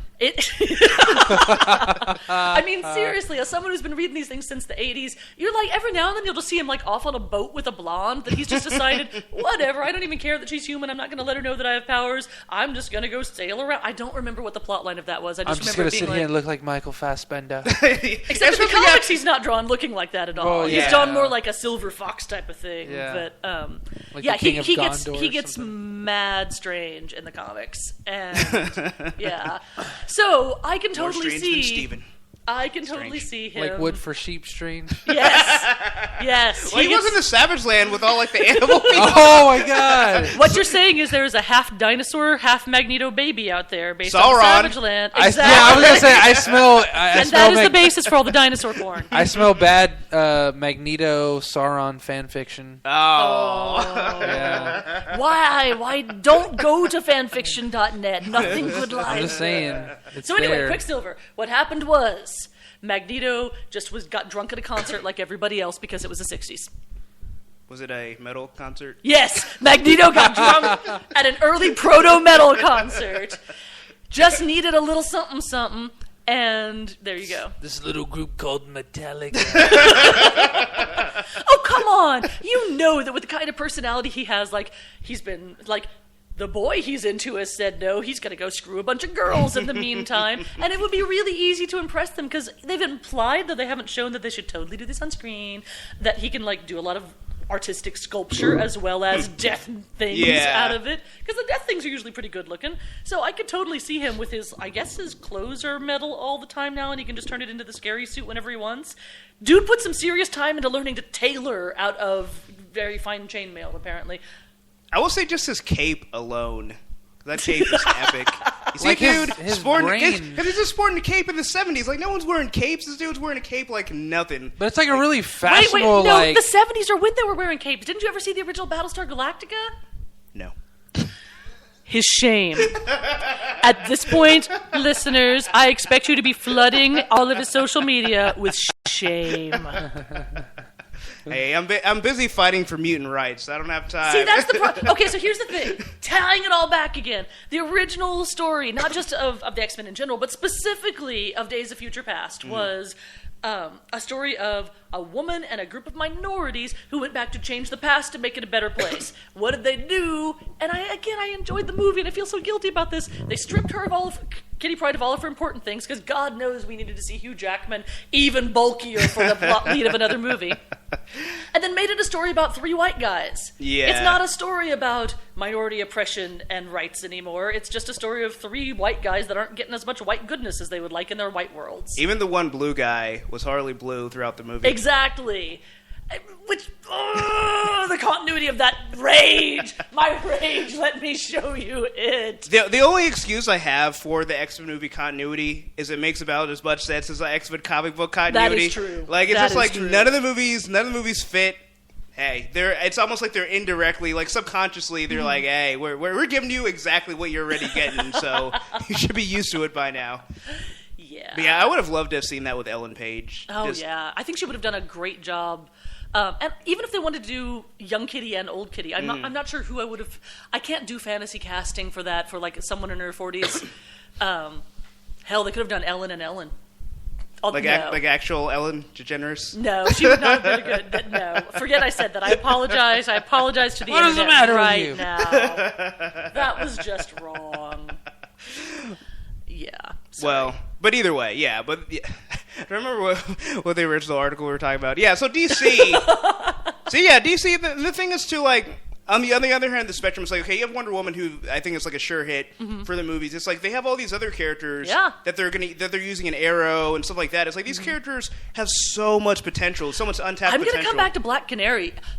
For the right parts of the internet, if they had a very smart woman in a wheelchair who's doing the behind-the-scenes thing, that would get them so much praise. Oh, yeah. They don't even have to make her a main character in it. Just simply representing that on screen at all would make a lot of the parts of the internet that are full of nothing but rage for DC. You guys can't see my Muppet flailing hands here.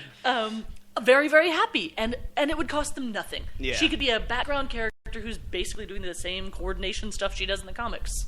That's the funny thing, because it's like the Superman, Batman movie that's now the Justice League movie. They're cramming so many characters in, like they can't fit. There's no spot for her. There's not going to be any actual continuity. There will be no character development. It's going to be... Oh, yeah.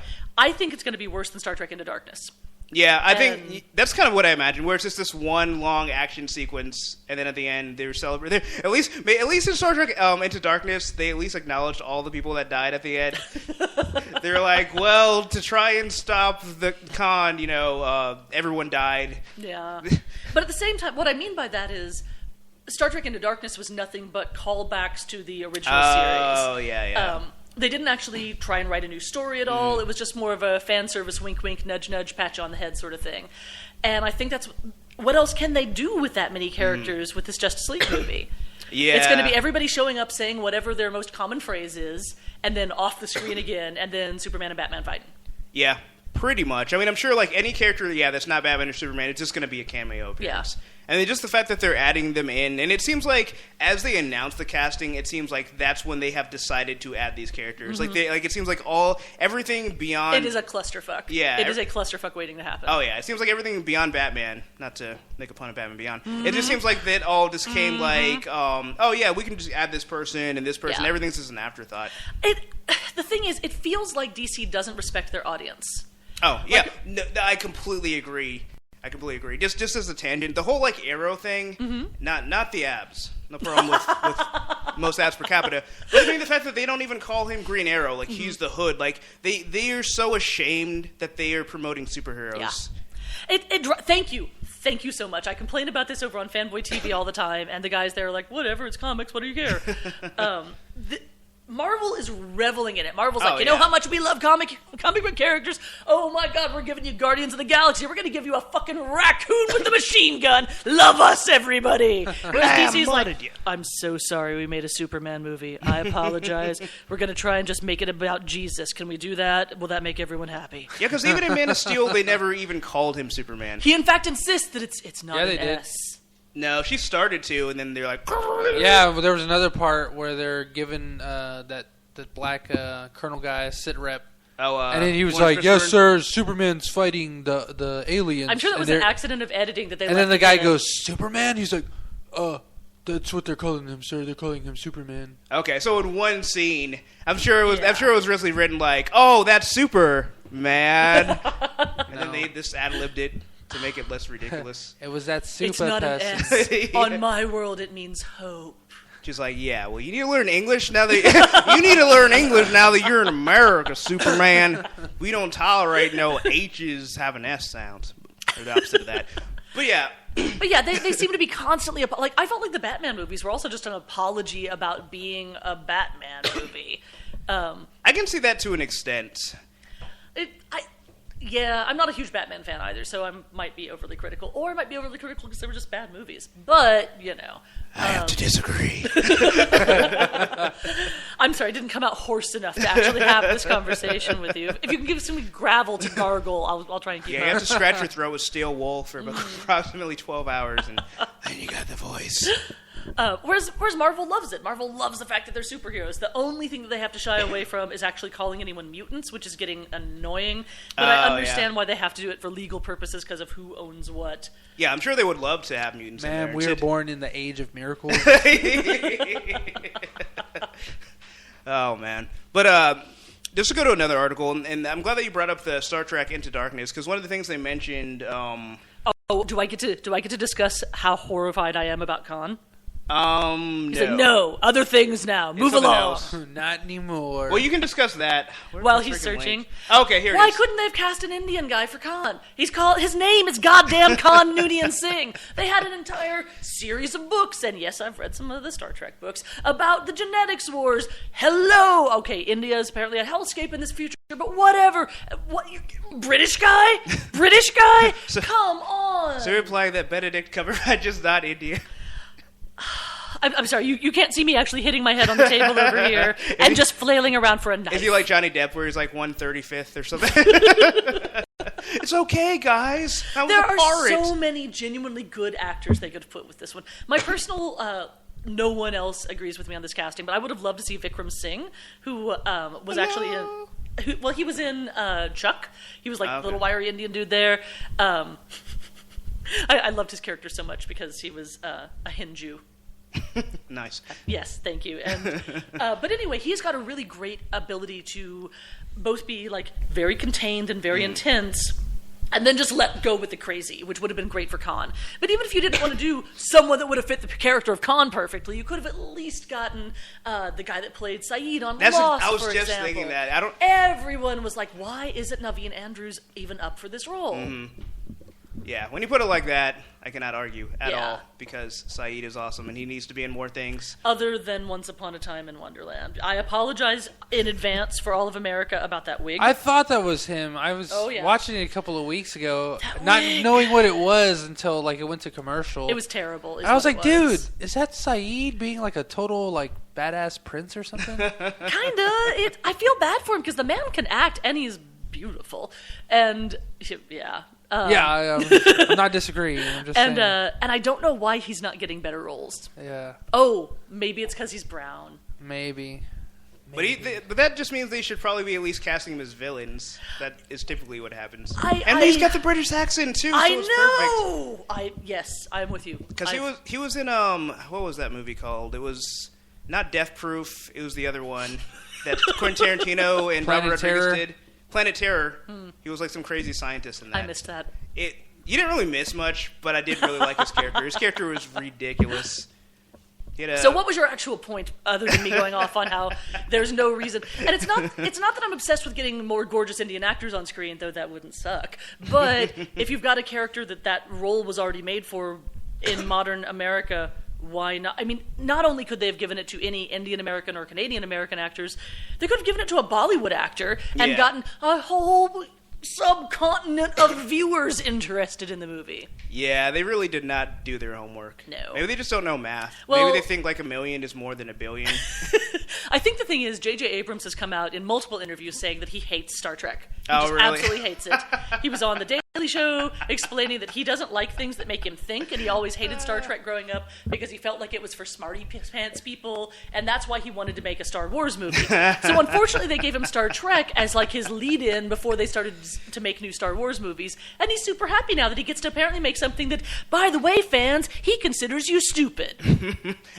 I see a lightsaber in his chest in the very near future. Nah, he's going to make movies that people absolutely adore, Oh, and yeah. they don't really care that he is talking down to them the entire time. I'm sure there's going to be at least one guy, and he's going to stab him It'll and be say me. the Skywalkers send their regards.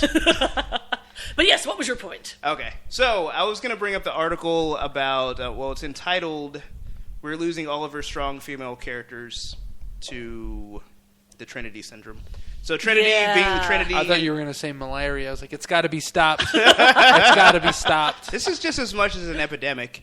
And it's really interesting because, Trinity from the Matrix. I'm only going to mention the good Matrix, the Well, only one that exists there was in my only reality. one. Yeah, the others were fan fiction. Terrible. Yep. But but I mean, she's literally as most literal as you can take the term strong female character. Yeah. She's kicking people in the face after doing slow motion kicks, and she's fighting people and shooting them and stuff. And she's well trained. She's knowledgeable. Like, she is the person that you want to lead you out of this particular apocalypse. Yes, definitely. But beyond her physical traits, and that's pretty much what it is, like, she doesn't really add much to the story. Mm-hmm. And they went through a whole list of other characters that fit this archetype. Yeah. And it's kind of like it's kind of like an evolution of the female damsel in distress. It's like she is kind of a plot point and doesn't really do much. And now they're like, oh, but they're strong now. It's like, okay. It is so frustrating to me. I mean, at least with Buffy, she had the Scoobies and all the social things going on. I feel like Buffy kind of started this, though, as far as like, oh, hey, we can have a super hot woman that also kicks ass. That'll be the new archetype. And then they missed the important part of a team has character development stuff going on in her life. Some of that Social life and Yeah. the supernatural part of kick ass her life. And I completely agree. I find that those are absolutely no more empowering than your princess is in another castle. Because if you don't add to they're literally just there still for decoration. It's a modern interpretation of that decoration. Yeah, they cited Vasquez from Aliens, great movie by the way, where it's like she was kind of they describe her as groundbreaking because I guess there was never a character like that prior, at least one in that big of a platform. But it's like she really is like the archetype for that because she, as cool as the movie is, no one really except for Ripley. Actually, that's a perfect contrast. And contrast to Ripley, who does get character development, who becomes this badass. Well, Ripley was originally written as a man. Oh, I think I heard that. They'd written it for a man, and then I don't know, I've forgotten the article as far as what went through his head, but somehow Ridley Scott was like, you know who I'd really like to see play this? Sigourney Weaver. I bet she'll say no, and then we'll go cast a dude. And then Sigourney Weaver said yes. Nice. Yeah. I can see like the studio. They're like, okay, whatever. I guess they were like, I think at this point he already made Blade Runner, so they're like, we can't say no to this guy. Yeah. But it's like Vasquez. She's a strong chick, but she doesn't really do much. Whereas Ripley has this whole character arc. She's actually a fleshed out character. Yeah. She's got a cat. You know things about her. It's not just Because she has a cat. Well, okay, this is just like a side note. She's got a calendar in the back. She obviously loves the month of August. Who doesn't? Actually, I hate to say, I was being sarcastic with that she's got a cat, but in all seriousness, giving someone a pet is a way of making people empathize with them immediately. How many men in movies do you see with a dog? So you automatically know this is the guy to sympathize with because he has a dog. I Am Legend. Will Smith captured my heart when he had that dog. What's his name? He The was Mound from Banco The Thing. from Iron Man 2. I always forget his name. He was the Russian dude in Iron Man 2. Oh, with the little flippy things, yeah, Whiplash. I don't know what they actually named him, but the Russian No, guy. the actor's name.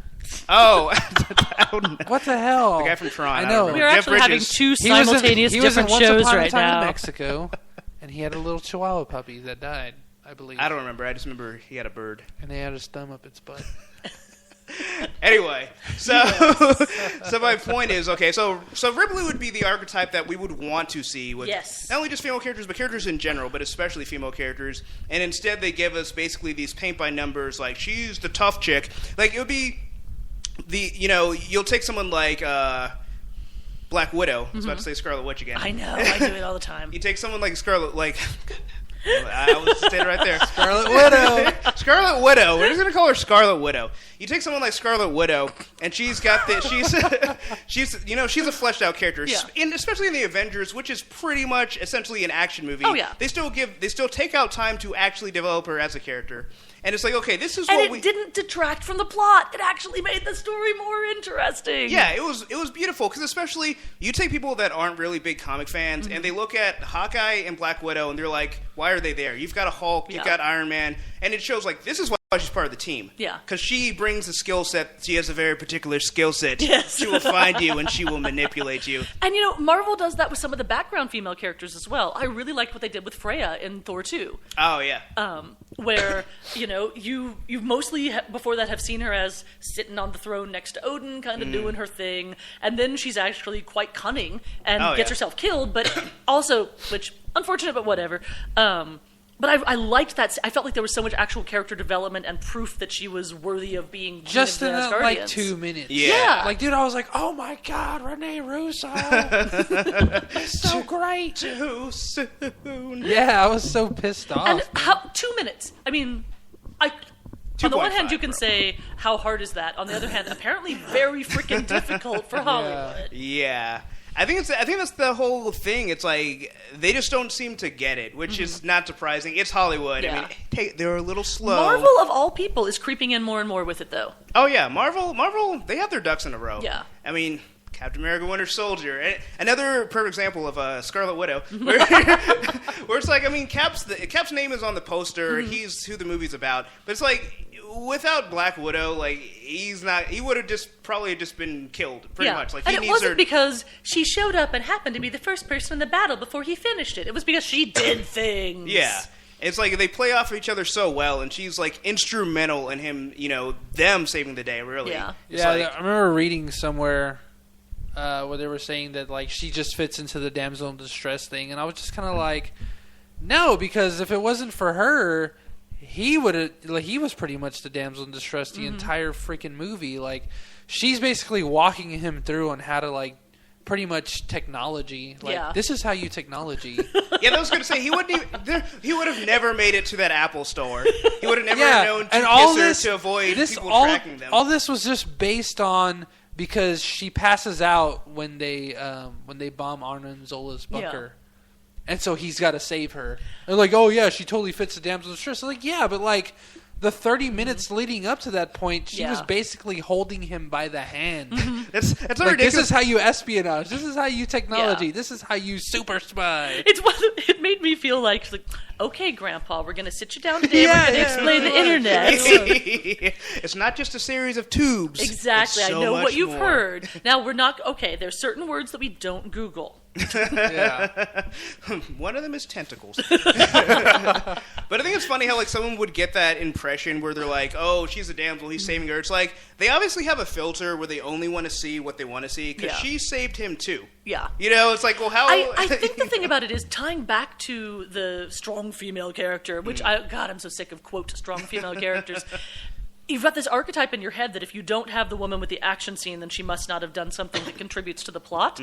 When in fact, you're much more likely to have exactly the reverse, where if she didn't have an action scene but did some things that are instrumental, I would much rather see that. Yeah. We know that women can be in action scenes. Great. Congratulations. Can we have a female scientist in there now? Thor 2, anyone? Yes, exactly. Yes. Well, see, they kill him off like in Iron Man 3.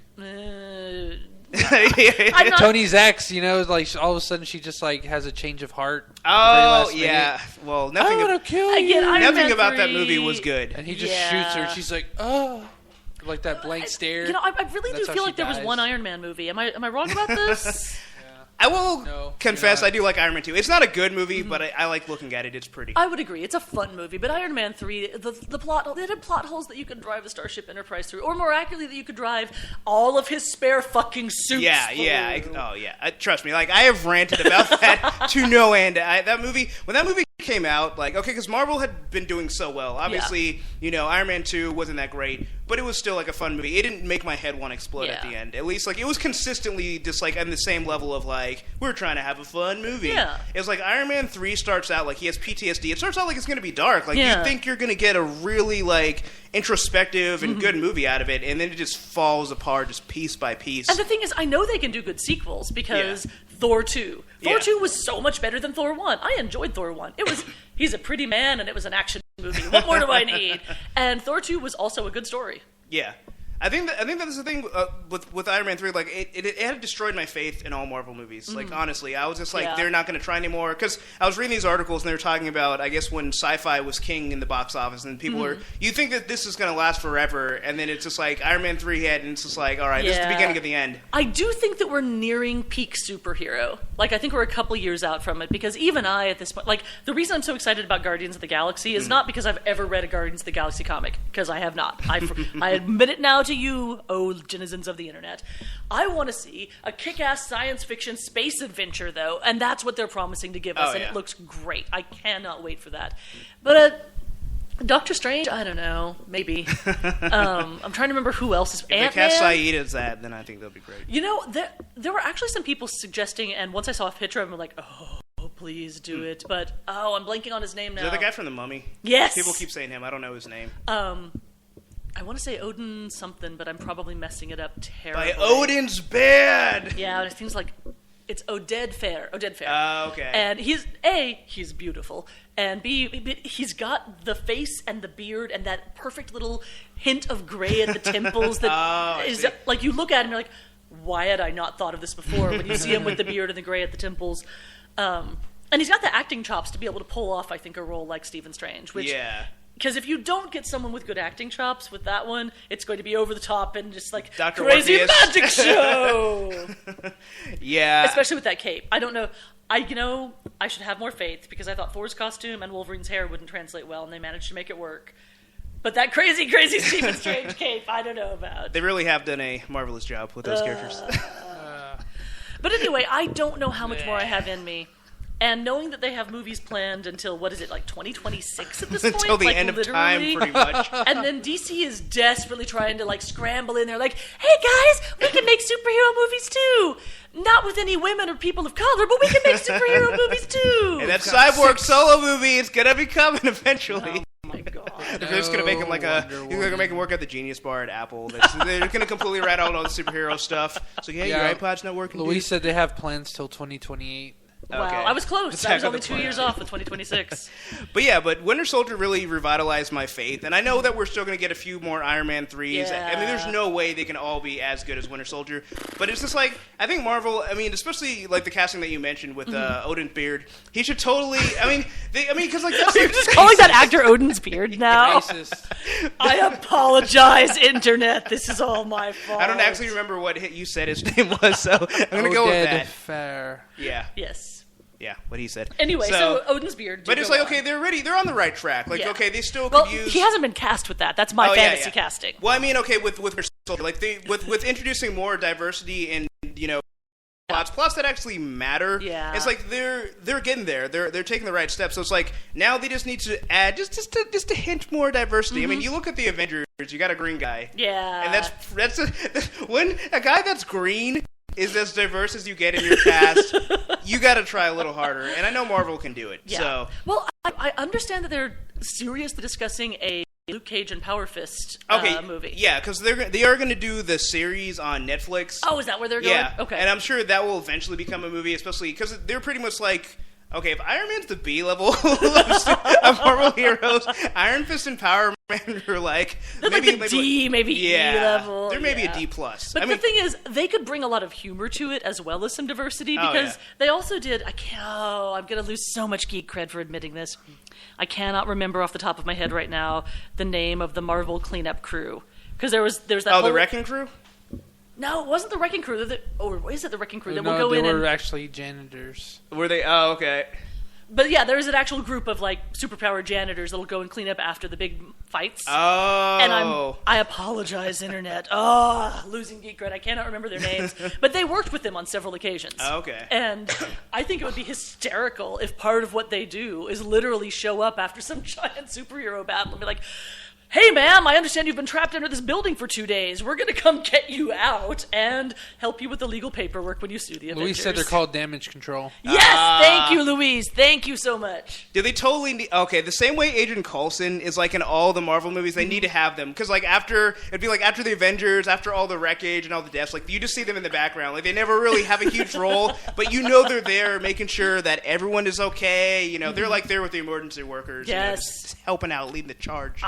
Because they need it. I mean, come on, they destroy these cities so often. Oh yeah. They need to be like in every Hollywood, every summer blockbuster. I just saw Godzilla. They definitely could have used those guys. But you know, since they're doing a Netflix series, and I'm not saying they're going to bring these people in, but I think it would be hysterical if some of the plots revolved around that. Oh, that'd if it be wasn't great. just black guy from the 70s with an afro and somewhat Christmas. confused blonde dude who's into kung fu fight crime. Speaking of Iron Fist, people have recommended. I was reading a blog, and they were saying that they would like to actually see Iron Fist changed into an Asian guy. And That would make sense. Yeah, and they said specifically an Asian American as opposed to someone directly from Asia. My goodness, it's like Harold and Kumar. Go to White Castle.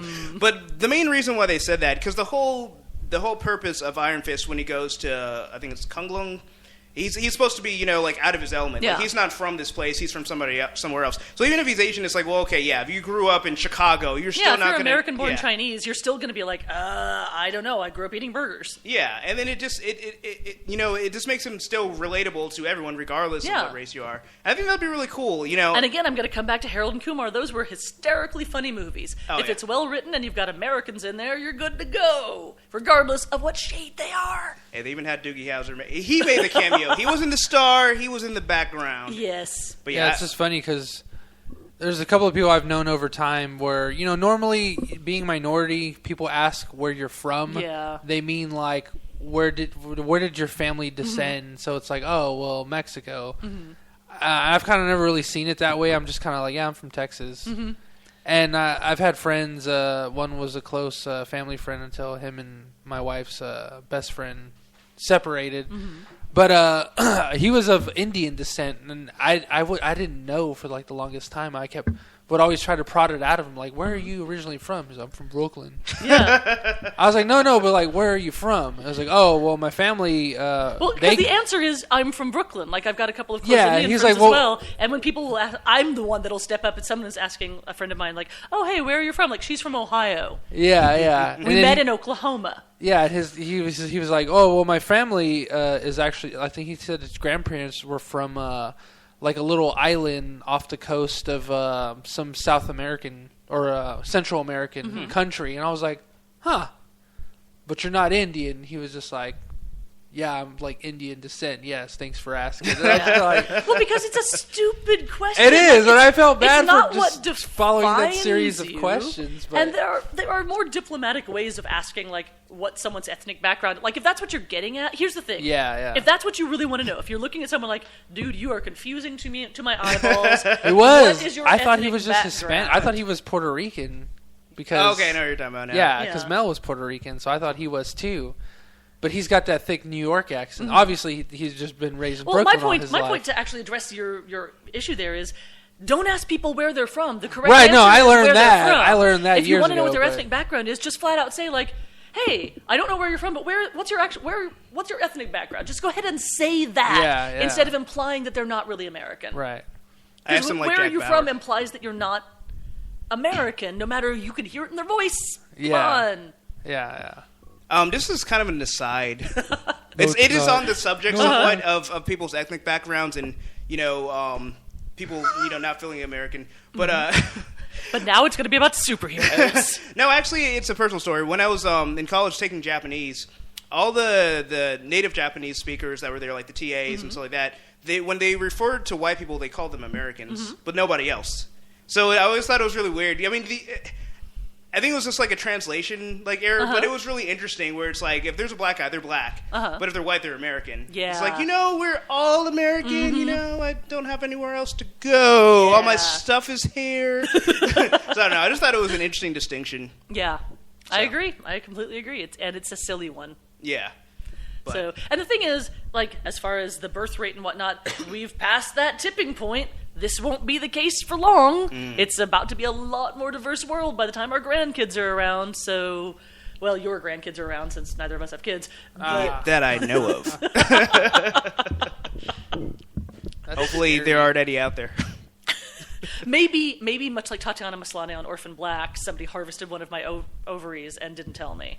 I hate when that happens. Yeah. If only our lives could be that interesting. Oh my God, Tatiana Maslany. I have joked with people for a while, but I'm kind of serious about it, that I am now measuring all actors on a scale of 1 to Tatiana Maslany. Because she blows my mind. I take it you guys watch Orphan Black, or you're just nodding and smiling? Nodding and oh my God! I've seen it. No, I've seen it, just like Doctor Who was when we first met. I've seen a bunch of episodes out of continuity. So that must make no goddamn sense at all. No, it doesn't. The first one I saw was the blonde, same-looking person. Oh, damn! That would make no sense. She comes up so much later. I guess she came from somewhere. I thought they had left her on the side of the road, and she hitchhiked 6 miles. Because I literally saw the last 6 minutes, and the other girl was hooked up to a shower. Oh my God! I know exactly the scene. And then this dude was gonna kill her. And Yep. she's like, "Please no, blah blah blah." And I was like, "Oh my God, I don't know who she is, but I hope she doesn't die." Because that's how bad she was pleading for her life. And then someone's trying to break in or something, and so he leaves.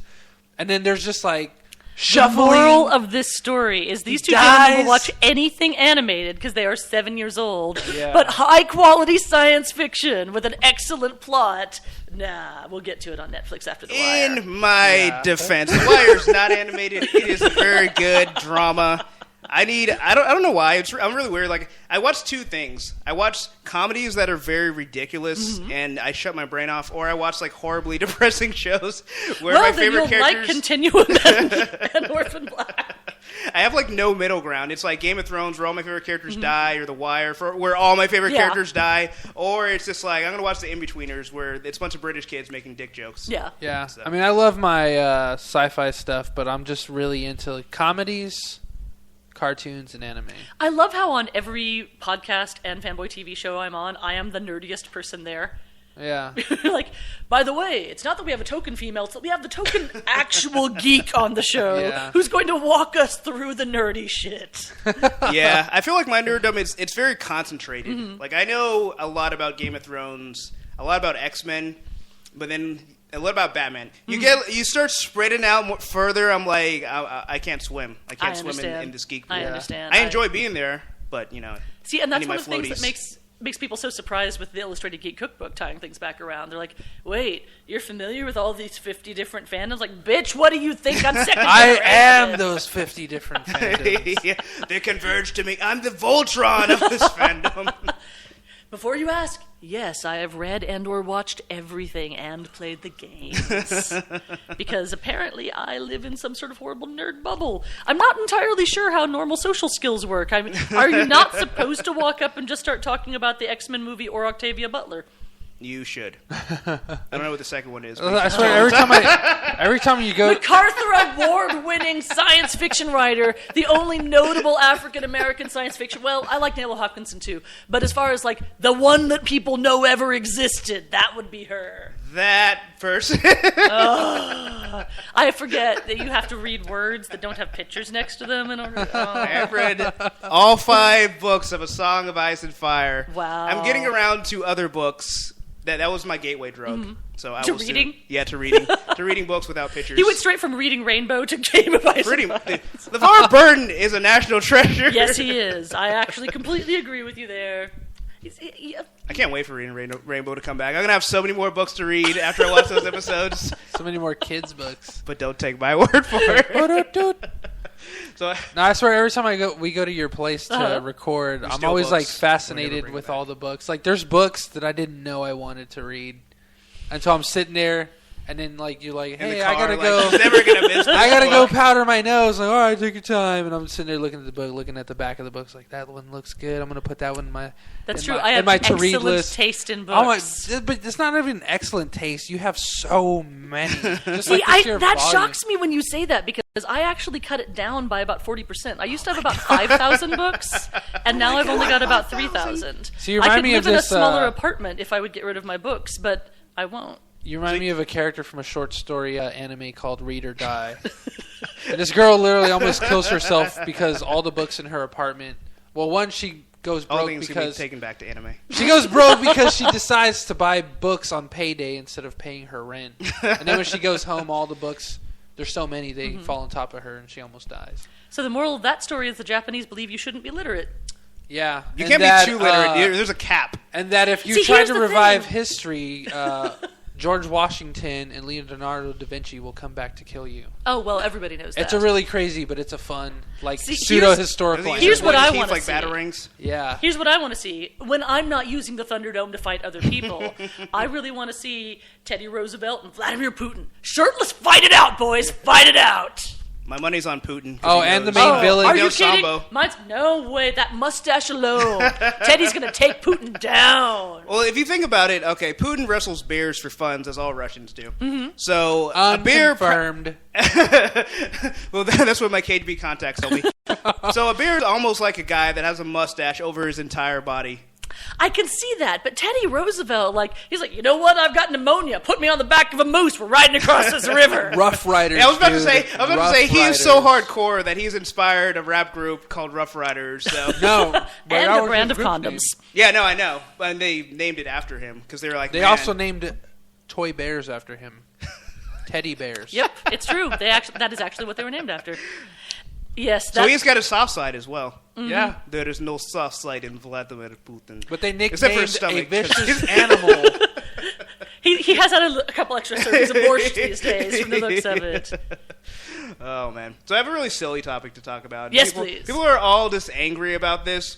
Oh, bring on the rage! I am prepared. So in the Batman Superman movie that we're all looking forward to, you know, Let me push up my Agamemnon, nerd glasses for this. Agamemnon's favorite actor has been cast as Lex Luthor, Jesse Eisenberg, and everyone is Stupid. flipping. Yeah, he hates Jesse Eisenberg. Oh, okay. So that's Yeah. the joke.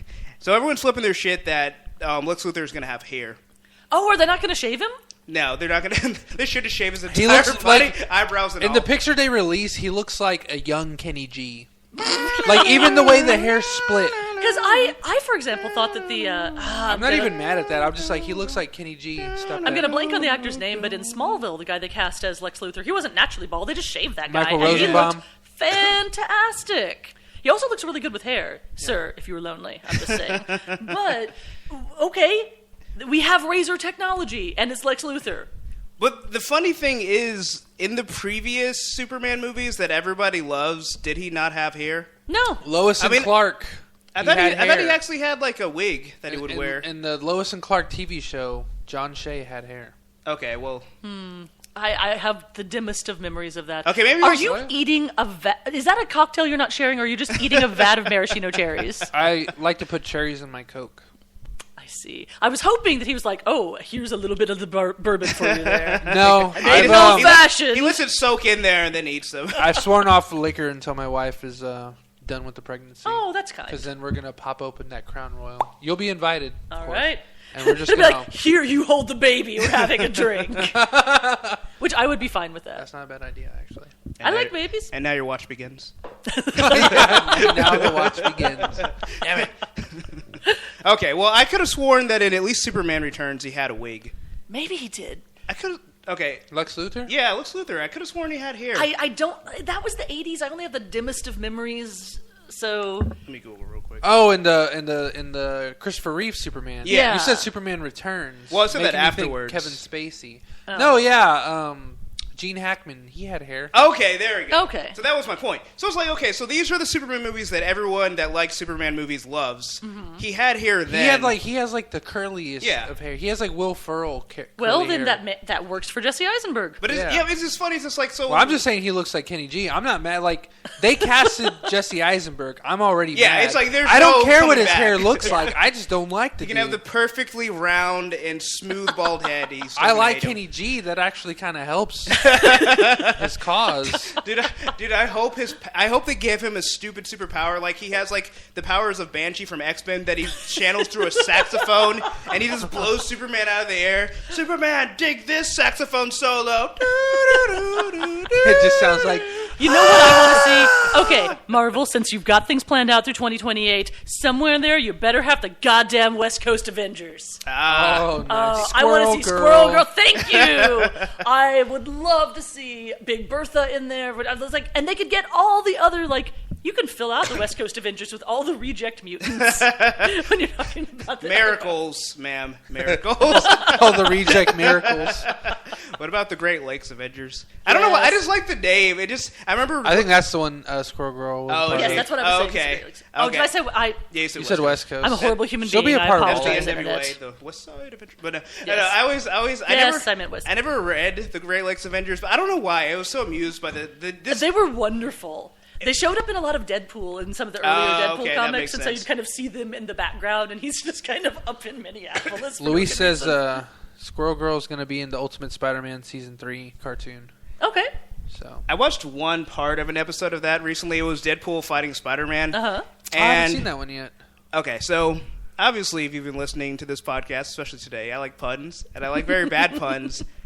It is so great because it's just like the last half of the battle is nothing but Deadpool making terrible. Is it puns. Nolan North Deadpool? I think so. Really? I can't remember, to be honest. That's awesome. Okay, no, it's Will Friedle. Yeah, but it's just so great because so he breaks the fourth wall, so he's able anything he says like happens on the screen, so he just keeps making all these stupid puns and just getting on Spider-Man's nerves, and it's beautiful. It's like I'm now actually like, all right, maybe I'll check out this series. It's a good show. It's a Very good funny. cartoon. Yeah. So, I don't know. I know that they had changed that from, I think, Spectacular Spider-Man, which everyone seemed to love, and they're like, no, you love this too much. We have to rip out your hearts. don't know Okay, if I I saw realize that this is one. Marvel, and we're going to go back and bash on DC more because, like I do. Justice? How she? Okay, I thought that's where you're going. Oh, no, I was going to... it might be where I was going because it's not a cartoon I actually watch. But the whole idea that DC will go and cancel a cartoon that is popular, that everybody likes, because too many girls were watching it. Yeah, okay, that is Young Justice. Okay. First of all, DC, how am I supposed to get dates when you keep canceling these shows that I can have conversations over? You're just going to have to date all the women that watch Arrow. Well... And just paint on your abs. Done and a little bit of shadowing going on there. I know there's a cosplayer on my Facebook feed that just released a tutorial on how to do that. Nice. On how to paint your abs. Yeah, pretty much how to. I'm look Leonidas like for Halloween. Just to look like how you have if you have like a Yes. flat stomach or whatever, War. but you can make it look like. Oh, so you gotta have a flat stomach now? All right. Well, they did. I don't know, man. Damn. You're right, damn. But no, you're right. It's the You don't most... paint on a vase when they're showing you how to do it on a canvas. I do. Oh. But I don't know how to paint very well. but yeah, it's the most asinine thing ever. Where it's like you have a popular show, and no law of business would you ever cancel something that is popular. It's like, okay, so you have an intended demographic. I understand that. Yeah. So you're attracting another demographic.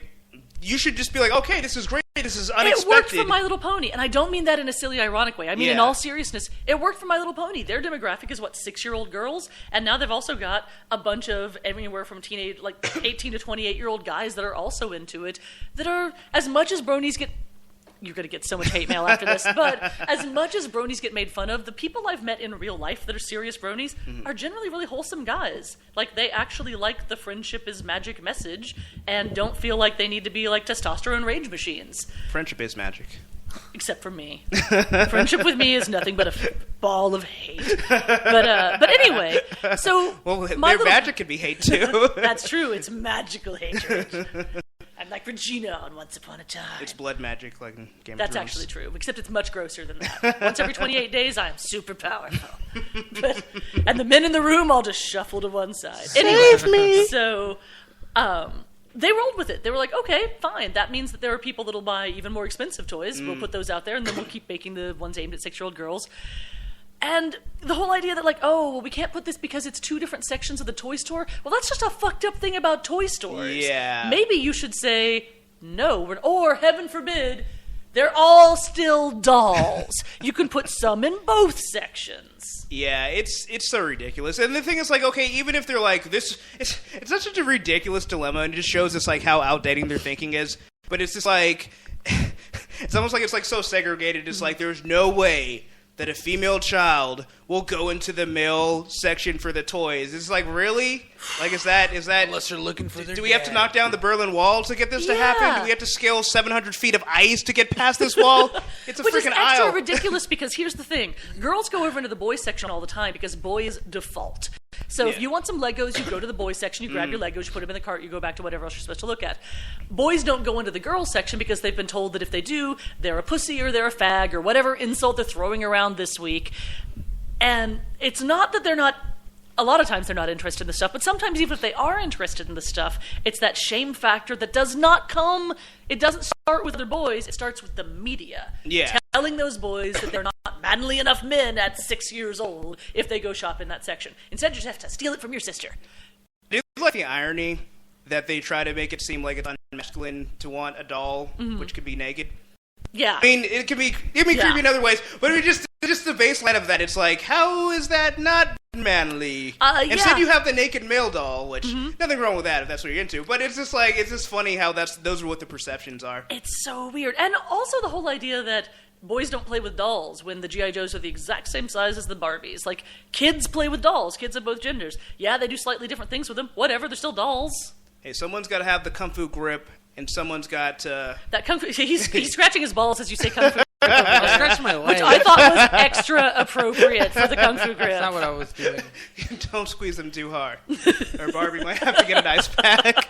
Duly noted. But speaking of, with the stigmas, but that's the thing too. It's like, okay, even if there is like a stigma with the boys going in the girls section, there really isn't one with the girls going Not in the at boys all. section. So Warner Brothers, what's the deal here? Just keep making the same toys and putting them in the boys section that you would have all along, but now more people will buy them. Yeah. Not to mention, okay, so I don't know if you ever look at the clothes. I think it's like Black Milk is what they're called. Black milk clothing. Yeah, okay. So they make a lot of like geek-related clothes Yeah. for girls.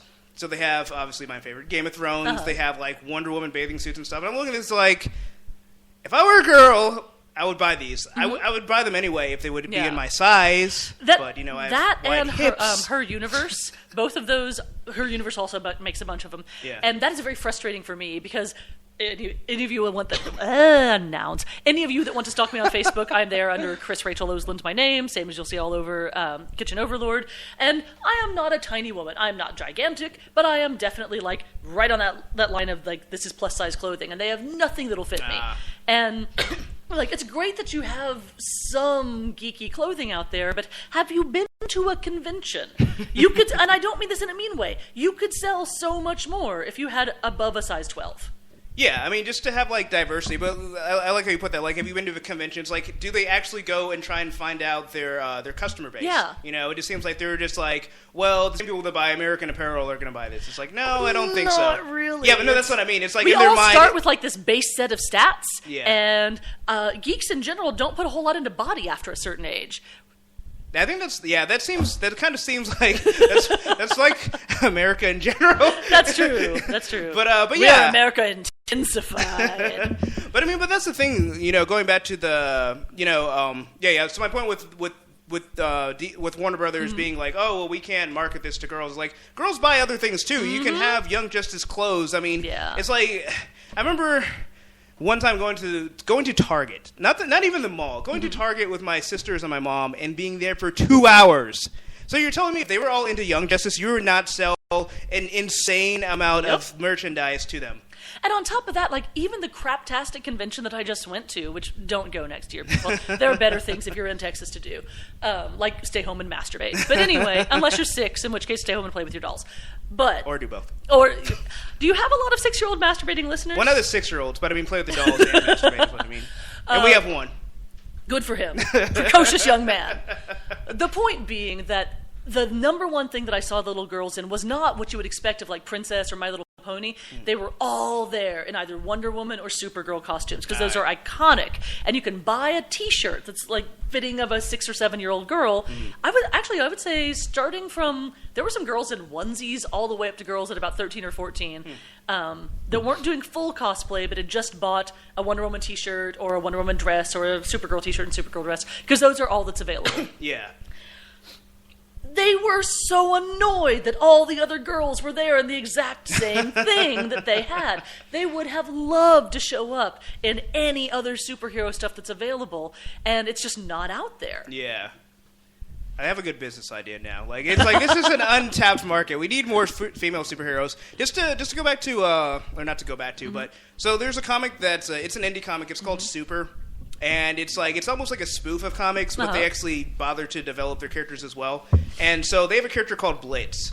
And she's somewhat like a rogue type character, rogue from X-Men, you know, the strong chick that can fly. She doesn't have the problem of, you know, sucking up powers and all that. Oh, we'll talk about that in a second. But it's like she's like become one of my favorite characters, not just like of indie comics. Like I love freaking Blitz. This is like overall. Yeah, it's like she's my favorite character in that series. Well, there's her, and then there's like 2 others. One who I didn't even realize was female, but Adventure Man Zero, sir. Anyway, go on. Okay, I was thinking of the I can't remember her name, but the one that's like the question. That's like Tell me more about this comic I've never read or heard of. Yeah. Night something. Yeah, but anyway, I don't remember. but it's just like she's such a great character, and I wish that they got more exposure because it's like. There's such a need for it. Yeah. You know, like you said with little girls, where it's like, okay, we have Wonder Woman, we have Supergirl. Like, can we have some other characters, please? Here's the thing, and this doesn't just apply to girl stuff. It actually, I feel, applies just as strongly to boys. Iconography. Yeah. Iconography. I shouldn't say that 3 times fast. If you have an easy symbol that is, speaking as someone who has had to do this recreating it in food a lot, I have a lot more respect for it now. Yeah. The X-Men kind of fail at this because if you're going to wear a big shirt with an X on it, you can kind of tell it's X-Men, but it doesn't really evoke any specific character. Supergirl, you've got the S, you're good to go. Wonder Woman, you've got the W, you're good to go. Superman, Batman, you've got these very clear, iconic symbols. And superheroes have unfortunately, and I think this is a great detriment to them, moved away from that. I feel that Deadpool, a lot of his popularity with cosplay, isn't that these guys should be in spandex, because a lot of them shouldn't. It's that it's a really easy... it's an easy, iconic look to pull off. You know exactly what it is when you look at it. So if you want to see more of these characters represented in cosplay, especially cosplay that's easy enough to just print on a screen printed T-shirt, you've got to make simple 4-color and easy to recognize iconography. Speaking as someone who does derivative things, specifically in food, I would be deeply grateful if more of them would do that. Because I've had people say, ooh, you could do a rogue recipe like what? Some sort of already pale bread with a white stripe of like some chocolate hair and a white stripe. Like that wouldn't make any sense as something to do as a recipe. It would be too hard to recognize and really easy to mess up. But that Superman bread, that is still the number 1 most popular thing on my website. Kal-El never knew how delicious you were. He does now. Well, he is Henry Cavill. I saw that scene where he didn't have his shirt on for 30 seconds. She was not impressed with his performance. But anyway, yeah, you make a good point. I think that's one of the reasons why DC characters have had such longevity. It's like they're so simple, like, you know, physically with their costumes. The X-Men characters, like I mean, it's like obviously Superman and Batman have changed their costumes, but they all still have but like, the icon same stays core, the same. Whereas with the X-Men in particular, like, good God, Kitty Pryde, I love you. I love you as a character. Make up your mind on a costume.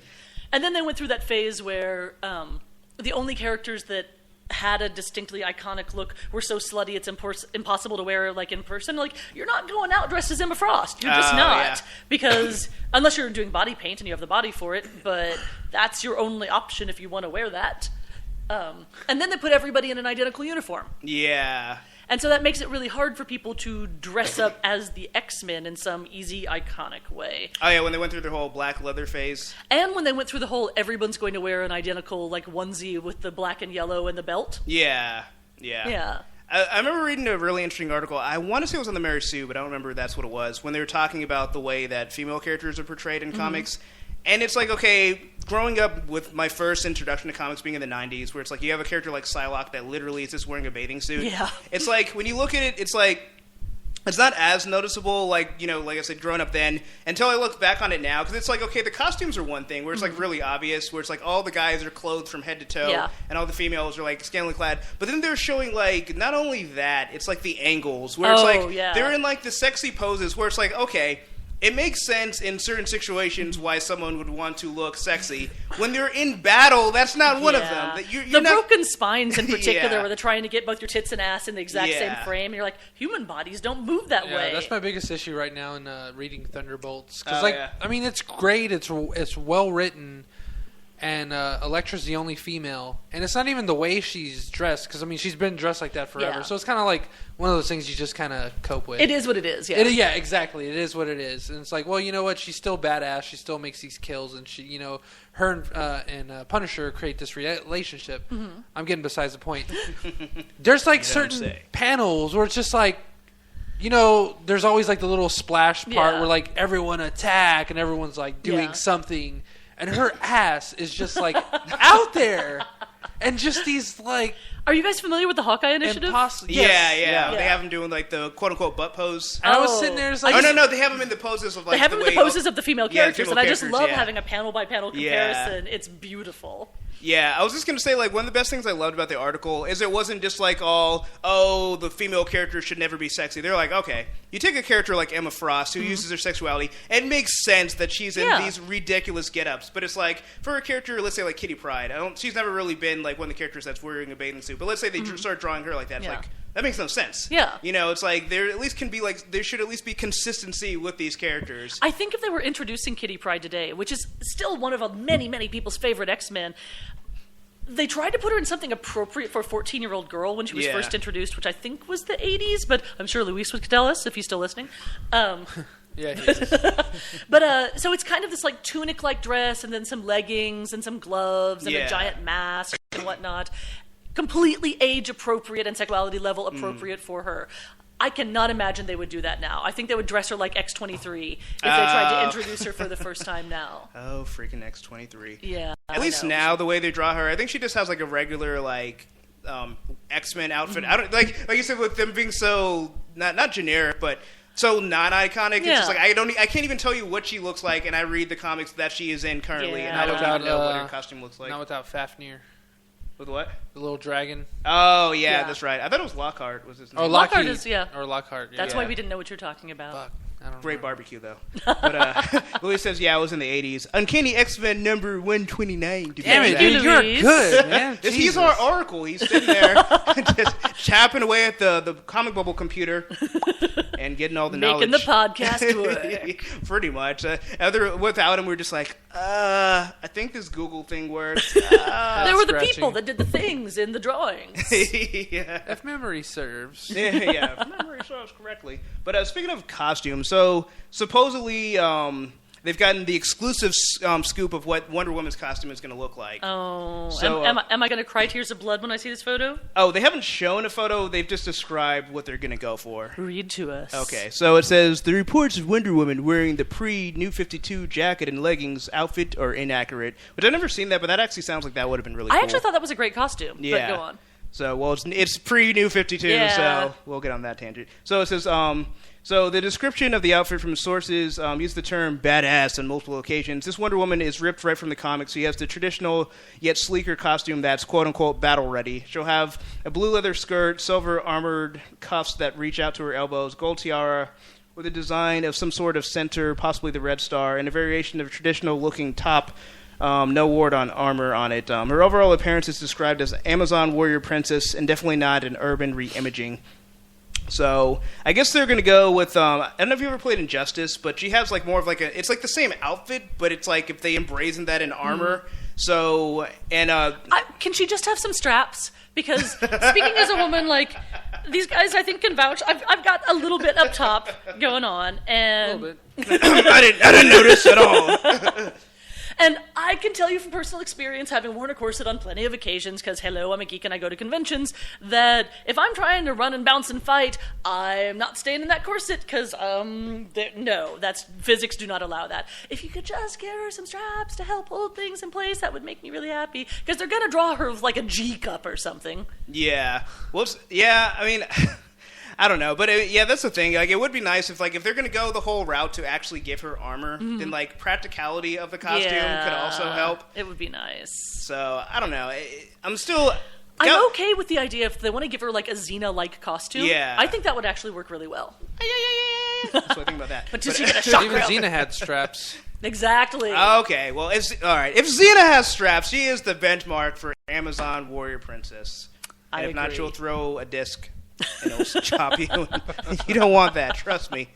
But I don't know. Like, it's funny. Like, of all the things in the Batman Superman movie, like, as much as I love Batman, I am most excited, just out of curiosity, just to see how they're going to portray Wonder Woman. Because to me, it's like, this is like such a huge, like, it's a huge deal. Like, this is the first time she'll be on screen. It's just like, why is this in the hands of Zack Snyder and David S. Goyer? Like, I'm going to see it, and I'm going to try to remain optimistic. I think the great thing about living in Austin is I can see it drunk. I can go to the Alamo and thanks, Tim League. Just make sure that I have somebody else driving me that day. Go with a big group of people, and then afterwards, because I'm very entertaining when I'm angry and drunk after watching one of these movies. You should have seen me after Troy. Historian. Agamemnon. I saw like the first 20 minutes of that movie. It's like, this movie's bullshit. Yeah. A load of fucking You bullshit. didn't like what they did with your namesake? I needed to drink a lot after that movie. And we should schedule like a drunk podcast to do. I would be totally down with that. To remember Batman. But yeah, at least in their defense, like Man of Steel didn't set the bar very high, so they don't have that far to go to make a decent movie. And I say that as someone who enjoyed Man of Steel, but I acknowledge its many faults. So Yeah. they don't have to do that much. They don't have to do that much. So I have one last topic here, Alrighty. if it decides to load up. So this is going back to the Netflix series that Marvel's doing with Iron Fist, Yeah. Power Man, Daredevil, and Jessica Jones. This one has to do with the Daredevil series. And as we're talking about Marvel introducing more diversity, who is more diverse than Rosario Dawson? Rosario Dawson is one of like the two actresses that are now designated to be in everything. So I don't know who she's going to be playing. I don't know, but she will die promptly because it's Rosario Dawson, and that's what happens when you cast her. Well, I think she did live in what was that movie? Sin City. Did she? I think she lived through that. She lived in Clerks too. I would not have been shocked though with all the times she's been killed on screen. But I just dropped an anvil on her or something. Didn't she even die in that musical that she was in? Was it? I have AIDS. Was it Rent or something? Yeah, Rent. Oh, okay. I never rented it to watch sorry. it. But, they described her role in the series as absolutely critical to Matt Murdock's journey to becoming the hero we know as Daredevil. So maybe she'll be. I want her to be like his martial arts instructor. That'd be badass. That would be interesting. Like when Huh. you can It'll take be the his pebble social- from my hand. Oh, you took it. Come on. Maybe she'll be his social worker when he's a kid. I can't see. Don't worry. I'll be your eyes. I don't know. No, that sounds creepy when you're doing it like Don't worry, that. I'll pay your bills. That would be so unfortunate to be blind and have Rosario Dawson as your social worker. Like, why did you strike me blind? What cruel fate is this? But he's got that essentially sonar going on. True. What I want to see is I'm sure she's still hot at Sodar. Echolocation. what I want to see is I want to see them team him up with a dolphin. The dolphin can teach him how to use the echolocation. A dolphin and an actual talking bat. That would be awesome. Yes. Hey, they have the actual Batman. With the Exactly. No, bat with the Brooklyn accent. Exactly. The bat was bitten by a rabid human at one point in time and gained human powers of speech. So, yeah. Dude, A radioactive human. I totally want to see a The bat. Hulk. with The bat was bitten by the Hulk, is what we're saying. Yeah. okay. Hulk hungry like bat person. oh my god, that person should join the Great Lakes Avengers. We're just gonna have a bat. Like Hulk was in a cave, bit a bat in rage, it got infected with everything, and now it can speak, but it can only speak in Hulk speak. Daredevil left. Rosario Dawson. I don't even know you could say Rosario Dawson. That seems like too many syllables. I agree. Rosie. The Great Lakes Avengers actually ever protect like the Great Lakes themselves? Yeah. Was there like pollution? They're like, we know it's time for the Great Lakes Avengers. There were some equally lame superhero or supervillains they had to fight. The polluter. I'm gonna dump toxic waste in your lakes. Not on my watch. Yeah. Squirrel Girl just has squirrels just like eat them. I've always thought that Squirrel Girl could easily, and don't do this, but could easily turn into like a viciously dark character because she can control the minds of squirrels and turn them into her minions. And squirrels are evil fucking bastards to begin with. She's defeated all the major villains. They are quite nuts. Louis says it would be awesome if Rosario Dawson turned out to be Elektra. She could pull that off. Yeah, I would love that. That would be a good season 2 either intro or yeah. Because I would imagine Elektra has to pop up sooner or later because it's all the characters that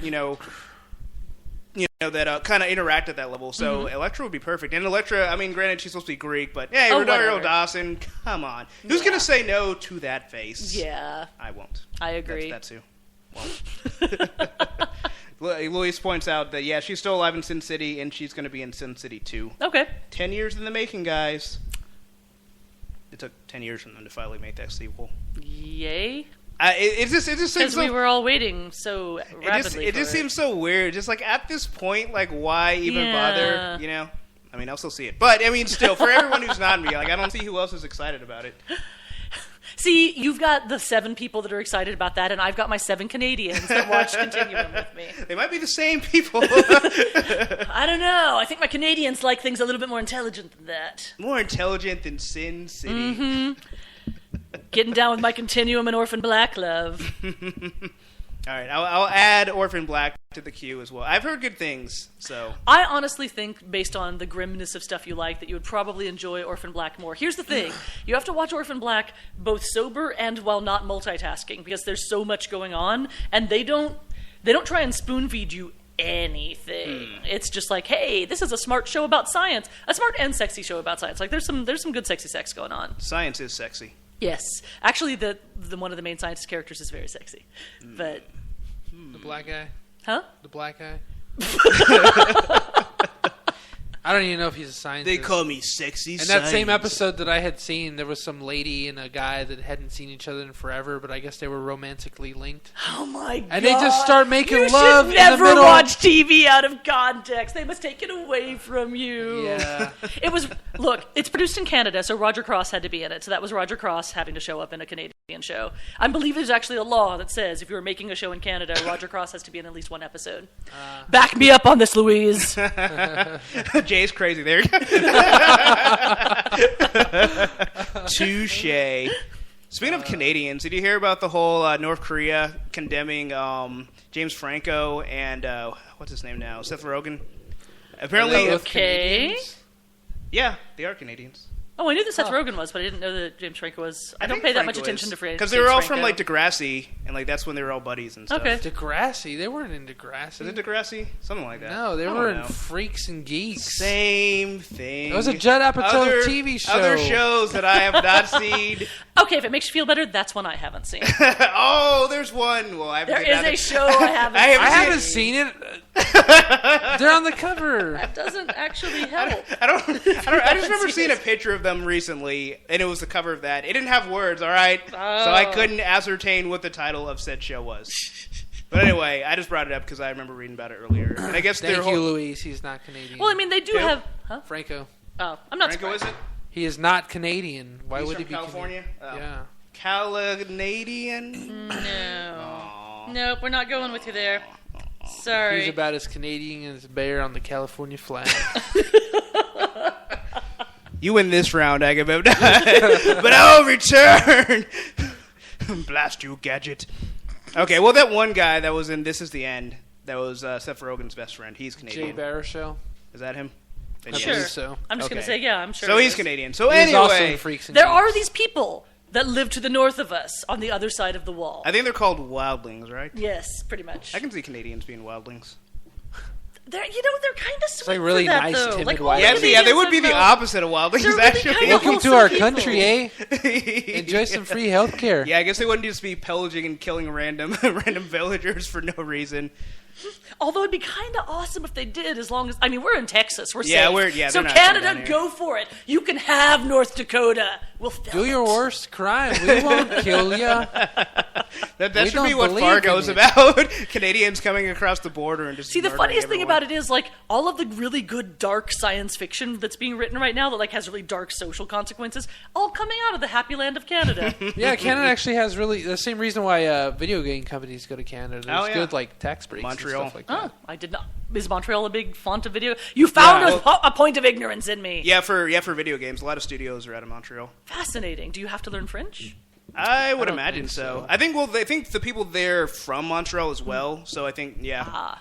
So I guess A lot of French. in-house moves and stuff Okay. like that. Yeah, lots of crepes. It's their I've been to inspiration. Montreal twice, and it's glorious. I want to go there so bad. Just Canada in general. Really? Well, I'm sorry. I'm not from Texas. I'm sorry. I'm sorry, listeners. I hate to admit that. She's from Oklahoma. Are you? I am. I'm from actually. Oklahoma too. Actually. Oh, I didn't know that. Yeah, He was born in Oklahoma. I was Where? born on Oklahoma City. Oh, Well, technically Tinker. Tulsa. So we have to fight. But Technically Tinker Air Force Base. but the point. Oh wow. Yeah. Yeah. I'm half Top Gun. Goose! But the point is, I've lived in 10 different cities and a couple other countries and things like okay. that. So, yes, I'm technically from Oklahoma and in Texas now, but a lot of the places I've lived, you can drive to Canada the same way that you would drive to Houston, because things are compact when you get further east. So, yeah, it was not that hard to visit. And I forget that from here, it's literally the opposite end Yeah. of the country and then some. Trying to go anywhere from Texas is a journey. I believe they also install a shock collar when you get your driver's license here locally, so really getting outside the state borders is kind of painful. I think the state borders are the shock collar. Like they're like, try and leave. Go ahead. You'll run out of gas. Yeah. Oh, man. If not, those crazy Oklahomans will get you. That's why I had to go to New Orleans the last couple times I've left the state. Was you just kind of go around in order to do? Yeah. New Orleans is another destination I like to go to. You've never been to New Orleans? That is the only thing you can drive to from Texas. It's Mexico or New Orleans. You should go. You can drive to more Texas. Yes. There is a never-ending supply of Texas. Pretty much. It's like that's Texas's replenishable natural resources. More Texas. It's hard to express to other people like that haven't lived here. Even me, like before having moved here, I didn't really grasp how big Texas is. Because on a map, you're like, I don't know, it's like what, twice the size of Oklahoma? No, it's bigger than Germany. Come on.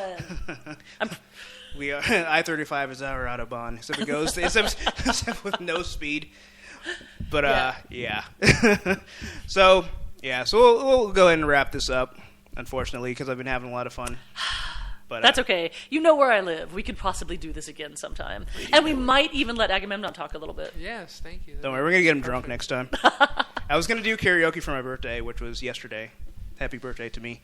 But What happened? The whole reason, because I forgot the whole reason why I wanted to do it is because I wanted you to get drunk, and I thought it would have been that much more fun. But I was like, oh, but he has to work, so then I scrapped them, and the plans will be reopened at some later time. Oh, I okay. am I was wondering very that myself. enthusiastic and very bad at karaoke. These two things go together That's the best. That's the whole hilariously. part. Because I mean, if you've ever heard me sing, first of all, voice like an angel, but karaoke not my strong point. But I think that's the fun of it. Like I think if you actually take it seriously and you're a good singer, then what's the point? Yeah. If you just are just belting out some Taylor Swift, who is an amazing artist who I love. No, I don't know. I'll get up there and do my Duran Duran. Oh, there you go. Yes. I only know Duran Duran because one of my favorite fighters comes out to Wild Boys. Oh, nice. Yeah. Yes. Boys. Well, and he kicks people's heads off. And The Lost Boys was a fun movie. Oh yeah, that I've seen. Totally. And with Totally. that, be sure to go to Kickstarter.com, Kitchen Overlord, so you can get your hands on the illustrated cookbook. Is it Yes. Geek Cookbook? Illustrated Geek That's Cookbook. what I thought. And stop by kitchenoverlord.com for tons and tons of free recipes, as well as links to the Doctor Who cookbook, the Walking Dead cookbook, which is coming up, the Walking Wood for Who. Sheep cookbook, the Steam Drunks cookbook, and all the other upcoming cookbooks. It's a whole madness-making thing of food. It's a madhouse! Kitchen Overlord. You can pretty much eat yourself until you explode, which is the way most of us want I'll to film go. it. Yeah, sure. Yeah. We can do that for a podcast. Yeah, you can turn into, remember Willy Wonka, When the girl God. gets- But, yes. Yeah. I've actually had some requests for some Violet Beauregard things. I did make that into one of the Carbs Against Humanity cards. Oh, very nice. So. Yeah, just that alone. Like, come on, guys. If you played Cards Against Humanity, don't you want Carbs Against Humanity? It's nerdy. And delicious cards, not actually edible. Although, if you had one of those really kick-ass modern 3D printers, that food printers, I will admit that someday when I have a 3D food printer, I might make my own Cards Against Humanity deck and then make you eat the cards if you don't get picked. That's pretty awesome. Oh, that would be so great. Okay, because the people that are squeamish about saying what's on the card, you have to eat it. And if this is your first time playing Carbs Against Humanity, you have to eat your carbs. It'll be a Thunderdome type of thing again. We should actually all play it inside a Thunderdome. I've we never should. played Cards Against Humanity. Yes, you have. I thought you had. I thought you were with us when we played. Have I? I don't remember saying squeamish things. Well, yeah, for you, it wouldn't be squeamish. For others. He's For lived souls. a sheltered life. We can change this. Once your wife has her next baby, or your next baby, jointly shared baby, and then both of you have a It's genetic jointly- contribution. Well, and she's the one whatnot. having it, That's true. not me. I don't remember who it was. There was a celebrity. It was Mila Kunis. Yeah, she went off about guys saying She we're was- pregnant. She was watching it, and I was listening. And I was laughing with this guilty, this guilty Yeah. heat around my face, and she's just like, "Oh my god, that's so awesome!" Yeah, I actually agree, but someone is doing a little bit more of the heavy lifting, is what I'm saying. Yeah, definitely.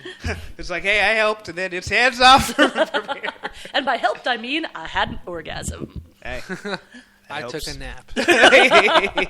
yeah, I rolled over and went to bed. Anyway, so are we wrapping up a show? Now you're all going to want to roll over and go to bed because that'll stop you from having to listen to us anymore. In other words, you don't want to go to bed. I wish we had an encore. We just go on I don't know. I had a thought and it just evaporated. Anyway, go to Kickstarter and look up Kitchen Overlord. Also, kitchenoverlord.com. Check out Extraordinary. You can also hear Chris, Rachel, and Yes. ourselves. You could actually see what we look like. I promise I am not actually a griffin. I promise I am actually a dragon. First of my name. I make no promises. Well, thank you for joining us. It's been a lot of fun. Of course. And it's been too long since you've been on the podcast. I Love to have agree. you on more. So, this is Prometheus. This is Agamemnon. This is Chris Rachel. And this has been Straight. Outta Austin! Yeah. Most delicious edition. Thanks, Luis, for listening. And we had some other people that popped in, and I don't know who I've they are. saved them. Luis is my favorite. Yeah, Luis is down for the cause. If you're going into war, you want Luis having your back. Luis is my black canary now. Yeah, I One want to was see him, called I want to see him in Media the Villain, fishnets. and the other one was And the wheelchair. The Yeah. fishnets and the wheelchair, Luis. Photoshop it for us. Dude, we got to give him the Professor X wheelchair from Days of Future Past, and he's just hovering around. That would be awesome. I'm Professor Charles Xavier. Come to me, my X-Men. He can be in an ice chair because he likes Iceman. You know, it just always makes me so uncomfortable when he says, "Come to me, my X-Men." I expect it to turn porny. Hey, triple X-Men. I'm sure coming to YouTube, coming to RedTube near you. At least the Mystique costume would be easy. Okay, we're still going Yeah. because I can keep going. I'm trying to make myself not respond to that. Like, excuse me, all you need to do is say starring Mystique, and then you could cast all the actors you wanted and have them come in and out. She's like, yeah, I always wanted to be this porn star. Well, they will come in and out. All right. Well, thanks, folks. Also, be sure to tune in every Monday for Straight Outta Austin. Also, every Friday for the Comic Bubble, every 8 p.m. Central. You can hear Luis, who is our Oracle / Black Canary, who knows all that we do not know, especially myself, because I only know things that have to do with Westeros and Essos. Sad, sheltered life he leads. I've never been out of Winterfell, all right? Give me a break. I'm the Sansa Stark of this podcast. Anyway, thanks for listening, everybody. Bye. Bah.